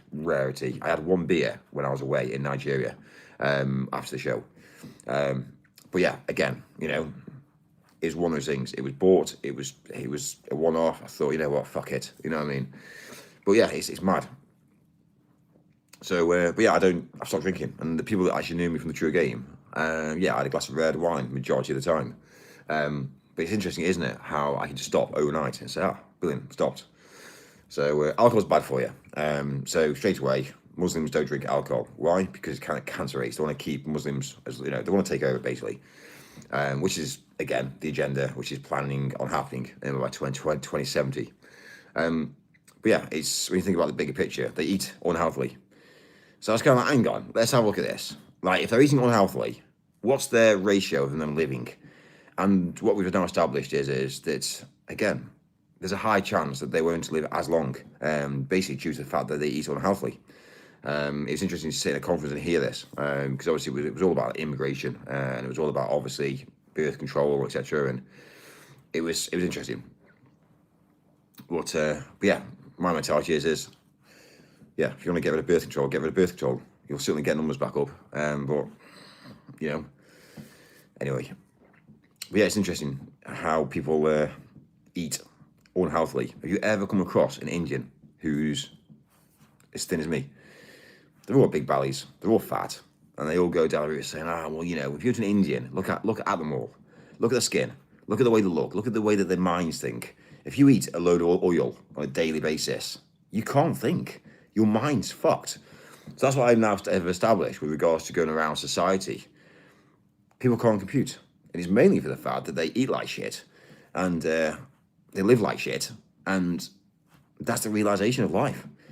They share beds, they share rooms, they work stupid hours. And I think to myself, like, I'm white and British, and I work and I do a very good job of what I do. But like, surely, you know, I'm 36 years old. I've not gone grey yet. So yeah, my life is a bit different. Anyway. White Mikey, play with your 3 nipples. Mikey is hot. Take off your shirt for us. Mikey, Mexicans are here to take our jobs. Mikey, no more spammers. I like a bottle of Miller's Nanotech once in a while. Think about the bigger picture. At some point, the British Army won't be the British Army. And what's going to happen? Eventually, there'll be people that won't fight for the British. So yeah, the Navy will be full of people that aren't British. So straight away, when orders come in to start a war, they'll say, no, I'm not doing that. What do you mean not doing that? I'm not doing it. Hang on. Imagine if obviously there's a world war and there's a decision that's made and they say, well, you know what, I'm not going to fight at a country that I was brought up in. That's a realization of life. Flood the nations, take control of the finances and money in every single location, and then we'll just basically charge people a tax. And that's the realization of what's happening.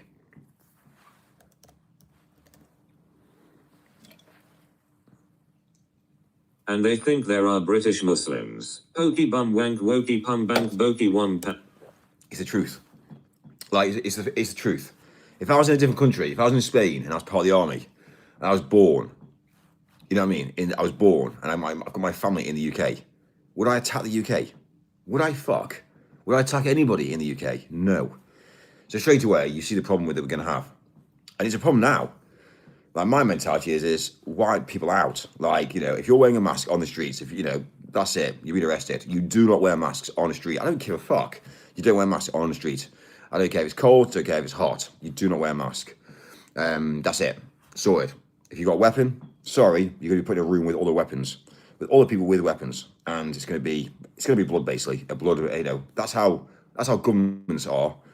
You know, if you're in power and you say the wrong things, you get killed and shot, you get assassinated. So that's how it should be. I'm sorry, but yeah, if you're carrying a knife on the streets of the UK, then I'm sorry, you'll be put into a room with knife vendors. And life's a numbers game, because of if you look at life, if you drive 1 mile an hour down the road, one mile an hour down the road, you're probably not going to get involved in an accident. If you drive in the morning, early hours of the morning, you're going to get involved in an accident. But if you're driving during the day, you're more likely to get involved in an accident. So, for instance, for me driving, I don't drive with other people on the road because the general public, they're idiots.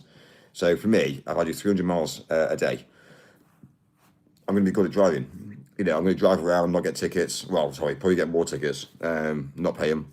But yeah, I'm going to get obviously into a lot more trouble, but then I won't be involved in an accident because I know how to drive.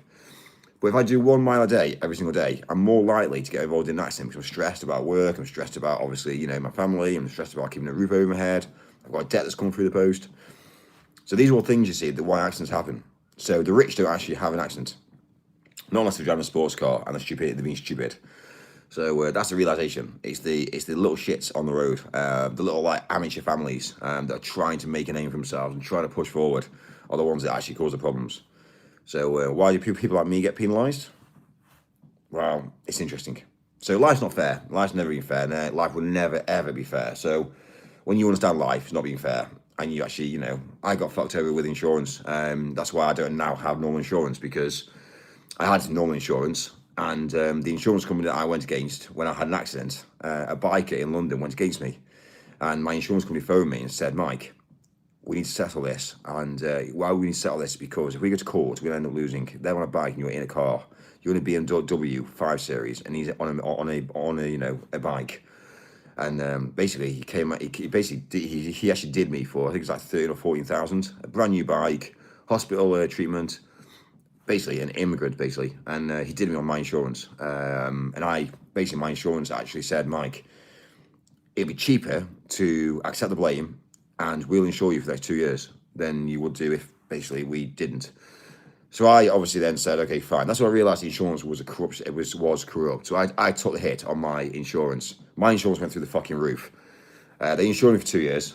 Didn't have any accidents, like. But it wasn't the point. The point being is they fucked me. So again, will I get fucked again? No, because the insurance I've got now is fucking dangerous. So if anybody comes against my insurance on my car now, I'll get a new car within seconds, and that's it. It doesn't matter. So it's interesting to say that I've researched it and I've got another to make sure that I don't get fucked again. And that's from an immigrant. And I think to myself, you know what? I helped him. I said to him to the hospital.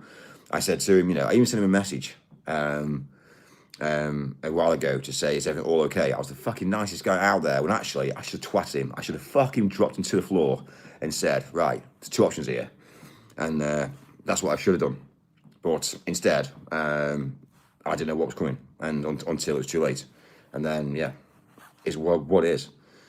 But that's why I've got no respect for him, because you only do, if you come to a country and you look at the locals there, you've got to respect the locals. You've got to be nice to locals. That's what I see. If I go to Spain, I respect the locals. I'm nice, I'm pleasant, I interact. I went to Nigeria, I wasn't taking the piss. I was very nice, I interacted, I helped them out, I paid a large amount of money. And yeah, that's what I did. And in Spain, I've got a business, and I'm using local staff out there to make me money. It's no problem. Like, you know what I mean? I don't get it. But when you come to the UK and you literally take UK money over to a third world country, because that's what they're doing, is money in the UK is a lot more money than it is in blinking Africa. And obviously, let's say parts of India. Like, it's fucked. And all they're doing is basically earning the money here, paying the taxes, making sure the government's happy, then sending the money back over to their country so their country gets richer. That's what's happening. That's the realization. Someone's called me a retard. Drugs, Johnny. Yeah, we don't do drugs. Research it. Research it. Michael is feeling very discombobulated today. He's probably not even English. Swill, it's a life jacket in case the bath overflows while he's ranting. I know it's bad, I think. Have you done a DNA test? Mike, can you explain why you are talking 100 miles per hour without breathing? Why? Take the fucking shirt off, Mick. Because we're fish. My okay, have you got my details from Australia? Right, Mike, I want some of what you're on. Well... G-Cat, no need for 10 mid-send shrieks. Mikey, you ever forced out a fart sitting on a hard-wooded floor and the whole house shakes? Lumeo Georgina, are you pure English? Mike, there has been zero comms around the Christmas party. Did you manage to catch the rains down in Africa? Mike, how many drugs you taken tonight? Next time we be driving, can we play pinballs with the bikers again? Yes, not wrong. I was talking to Nin. What do you think of King Charles, Jimmy Savile's best mate? Yo, Hamji in the house. No black in the Union Jack. Hello, Basco mate. Quick line. Basco. Mike is on the packet tonight. Yeah, long last you couldn't well to that. Why you don't have a woman? You woo. Tell all the pikes in the packies the girl F them. Hello, you two. I'm actually going to get a quick shower. I'm actually not feeling too well. Feel like I'm ill. What, really? Tab saluting face. I'm cold. Mike has inhaled the packet, another packet, and even the bag. You okay with Israeli immigrants all over our military bases? You woo, big up the you woo community. It's about time he took the dang jacket off. Mikey, do you got Mexicans working for you? Trash. Hello, Kellogg saluting face. Don't he even mention that Jimmy Savile's name is a patriot? Has he got any energy for Prince Andrew? Farty face, green smiling face, green smiling face, green smiling. Mike's inhaled half of Peru. Mike's eyes are still black from all that packet. Military should not exist. He wants a white England, ha ha sad.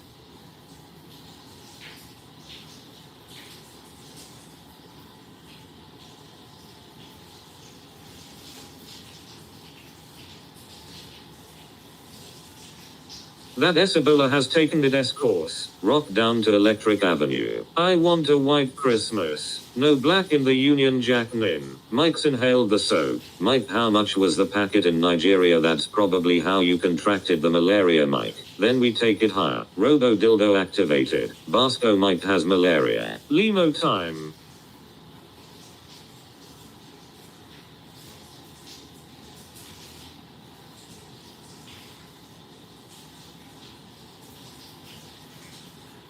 I just skipped back and he was talking about toilet paper. We gonna rock down to Electric Avenue, then we take it higher. Oh no. What do you think, rabies or Ebola? It is time to wash off Arab handshakes.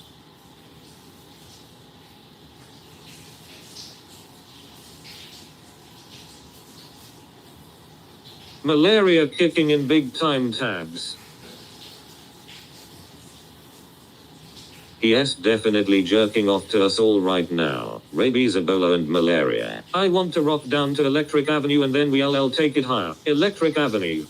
Mikey, Mikey, Mikey, do you fart? Mikey, Mikey, do you drink milk from your 3 nipples? Mikey, Mikey, take off your shirt. Mikey, Mikey, time to show us your butt plugs. Mikey, Mikey, Mexicans hate us. Did he not get the vax? I think mpox common in men who have sex with men and have been to Africa. Nah, he didn't, bastard. Go gadget dildo. He doesn't believe in needles. I wonder if he fucked a pangolin. Old pirates, yes, the Rabi sold I to the merchant ships. What a dum-dum. Far to him told you, he admitted. Shower farts are the worst. Cunt. We party all night Electric Avenue. Is it AI streaming? Minutes after they took I from the bottomless pit, but my head was made strong.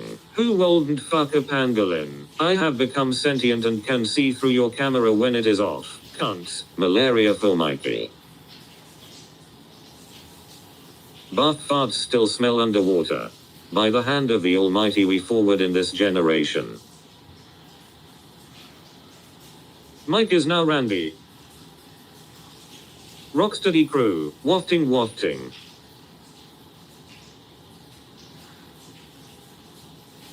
It just repeats what people say. Go gadget dildo. Just subscribe and enjoy for Mikey's sake. Rock hard. Triumphantly won't you help to sing?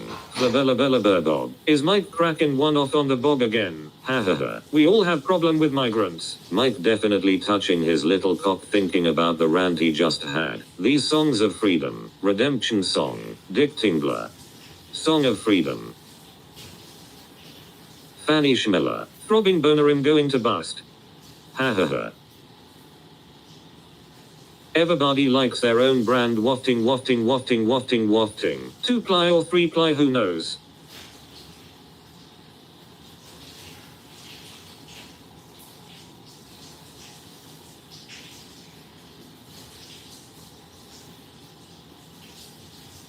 Upward turned hand gesturing with fingers pinched together. Upward turned hand gesturing with fingers pinched together. Upward turned hand gesturing with fingers pinched together. Upward turned hand gesturing with fingers pinched together. Upward turned hand gesturing with fingers pinched together. Who are we kidding? They probably cut his penis off in Somalia. Mikey is jerking off to us. I have no idea what to write. Alright, which of you slags nicked me water bottle? Onion farts. Mike, I just threw my grandma down the stairs. Mike likes the 2-ply because he knows every time he wipes he has prostate time. Punch the tip and twist. I never mention how disgustingly I love you guys. Mike S making love to his coat. Tab 2-ply. I busted my pants. Mike Oxmall. Robo dildo activated. LOL. I can't breathe lol. You lot are jokers. David just call Mike a dick. Mike had a female circumcision. Ha ha ham. Mikey smells his farts. Fuck off, Mike. 2-ply for protection against nothing. Mike likes spikes, dikes and fights. I just respawned. Okay, Mike is a dick. Mike, I made a new song. Slog on my knob like corn on the cob. Check in with me and do your job. Big dick Mike. Mike cups his farts. Living life, make sure you swipe her post office card before you go. Please be the song I think Basco ha ha ha ha.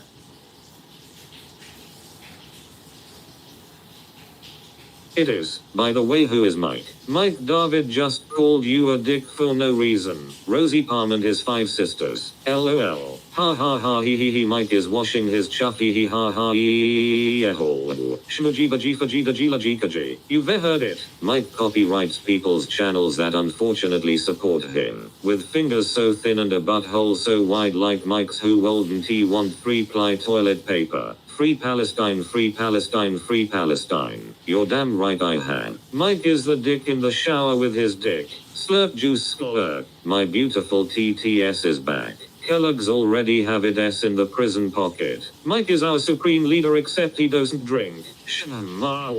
Yo Connor Webb. Oh, Mike is the one taking the shower. Fuck Palestine. Finally the TTS is on. You lost the game, you lost the game, you lost the game. Oh, ride my robo-bono. Hello friends. There once was a man from Nantucket with a dick so long he could suck it, he said with a grin as he wiped off his chin. If my ear was a cunt I would fuck it. Did someone say plasticine? Mike eats corn the wrong way. Nah, don't time out Connor Ham. A light time to living life all for the greater good. Connor Webb literally follows Chad Ryan. Fuck off, Kellogg's. Hello Connor. I literally joking mate. Mike dickhead, get out of that shower and engage with your audience. Where are your manners? Yes, on one tonight Chad. LOL. That's why I did 86 then 10 seconds lol. That's okay then bro, saluting face. My bad. Self-sustaining facials are the way to go.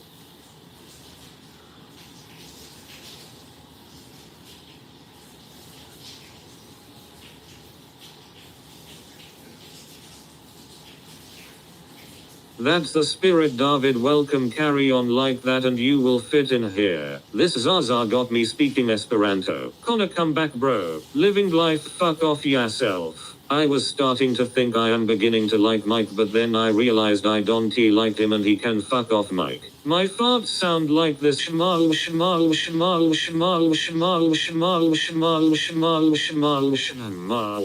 I think he has done a poo and is pushing it down the plug. Mike has a lovely chubby. He is probably peeing in his own mouth right now. Only problem with non-drinkers is that they are weak links. Okay Kellogg's, I am sorry. Okay then. I lick a large brown cave. Chips. Nose hole. Butt munch. Living life, tell Mike to go and fuck off.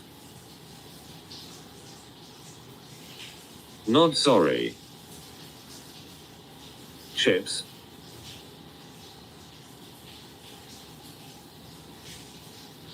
Mike, take the fucking skin off. Mike, fuck off. Computer says no. This chat always brings smiles to faces around the world. Everyone should pee in their own mouth. Time for some egg fart, sewer cloud, egg fart, sewer cloud, egg fart, sewer cloud, egg fart, sewer cloud, egg fart, sewer cloud, egg fart, sewer cloud, egg fart, sewer cloud, egg fart, sewer cloud, egg farts. Mike is a reptilian. Time for some egg fart, sewer cloud, egg fart, sewer cloud, egg fart, sewer cloud, egg fart, sewer cloud, egg fart, sewer cloud, egg fart, sewer cloud, egg fart, sewer cloud, egg fart, sewer cloud, egg farts. Yeah, what life said, fuck off Mike, thanks Mike. Connor Webb was good tonight, W Chad for that. Time for some egg fart, sewer cloud, egg fart, sewer cloud, egg fart, sewer cloud, egg fart, sewer cloud, egg fart, sewer cloud, egg fart, sewer cloud, egg fart, sewer cloud, egg fart, sewer cloud, egg farts. Can boys actually pee in their own mouths? Sewer clouds, egg fart, sewer clouds. Time for some egg fart, sewer cloud, egg fart, sewer cloud, egg fart, sewer cloud, egg fart, sewer cloud, egg fart, sewer cloud, egg fart, sewer cloud, egg fart, sewer cloud, egg fart, sewer cloud, egg farts. I breathed in Lysol and I see God. Time for some egg fart, sewer cloud, egg fart, sewer cloud, egg fart, sewer cloud, egg fart, sewer cloud, egg fart, sewer cloud, egg fart, sewer cloud, egg fart, sewer cloud, egg fart, sewer cloud, egg farts. I am the voice at the start of some pendulum songs. Basco. Mike supports Bevo. Oh gosh lol. Depends how well endowed you are, cat. Mike is God buff. Piss off egg farts, say something original. Mike, stop running the water, you fucked Don T. You know the water is valuable. Do you want icebergs to melt and kill penguins, you murderer? Computer says no. Oh for fuck. God is Mike. I have a serious egg allergy. That is a lot of farts. Hearty fart, farting in a hearty. Basco literally tried to kill me Mike. Mike, I am under attack. Haha G. Time to fart. Shmal shmal shmal shmal shmal shmal shmal shmal shmal shmal shmal shmal shmal shmal shmal shmal shmal shmal shmal shmal. English is not my first language, so I might make some mistakes, but it doesn't change the fact that Mike is an ultimate dickhead. LOL. Never cheat on us with H2O. You D have to push really hard, but yeah, a man can piss in their own mouth. Refer to Exhibit A. Mike. Munch. David. And bang goes the comedy. I like to shit on girls' chests then titty fuck them. Lick my brown cave. G cat, I have been insulted all night, but to be called a Kirby sock robber hit hard. Big ups David. David ULL do good here haha. Roses are red, violets are blue. Mike's farts smell eggy and like sulfuric sui poo. Roses are red, violets are blue. Mike's farts smell eggy and like sulfuric sui poo. Eggy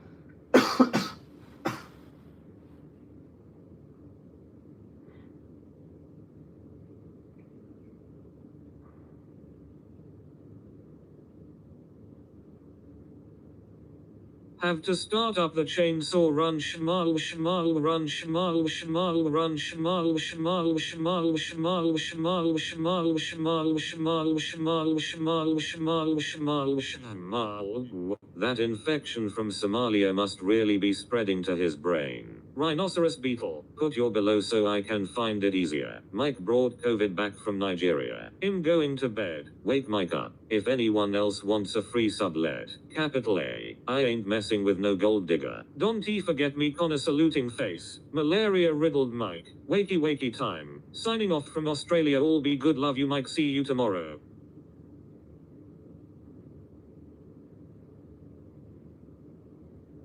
Connor,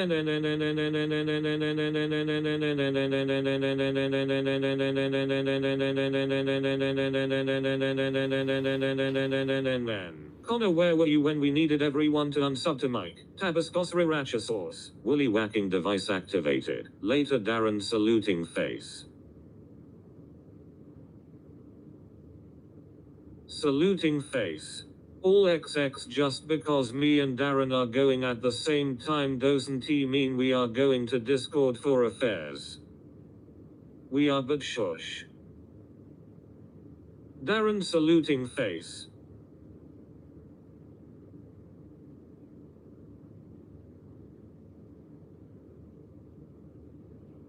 There is a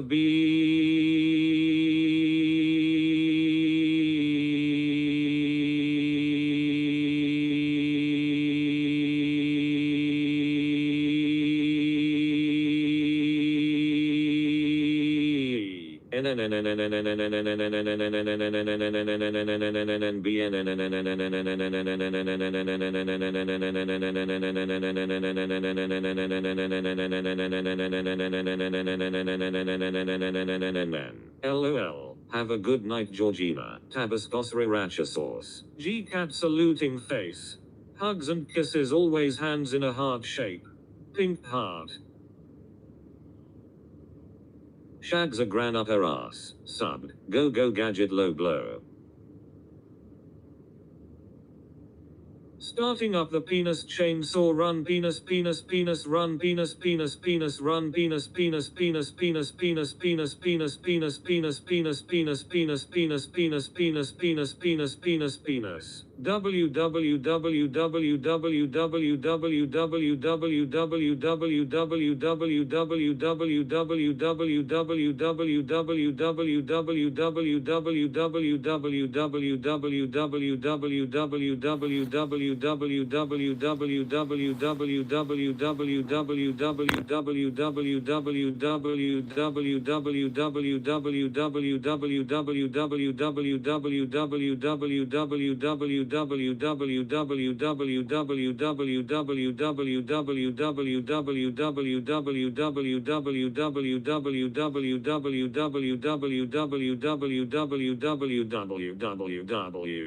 Cat. Go gadget nostrils.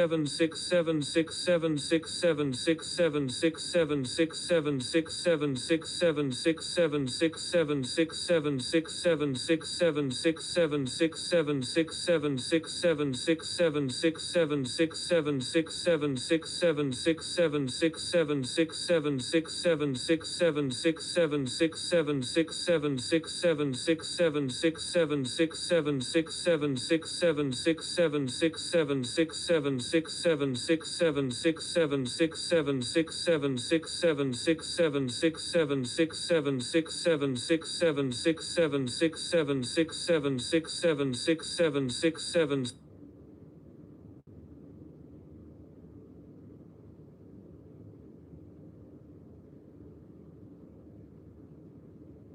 'I am eating a bean burrito from Taco Bell right now. Wait for it. Broken. Connor is not pink bick, are you? Bro broke the TTS.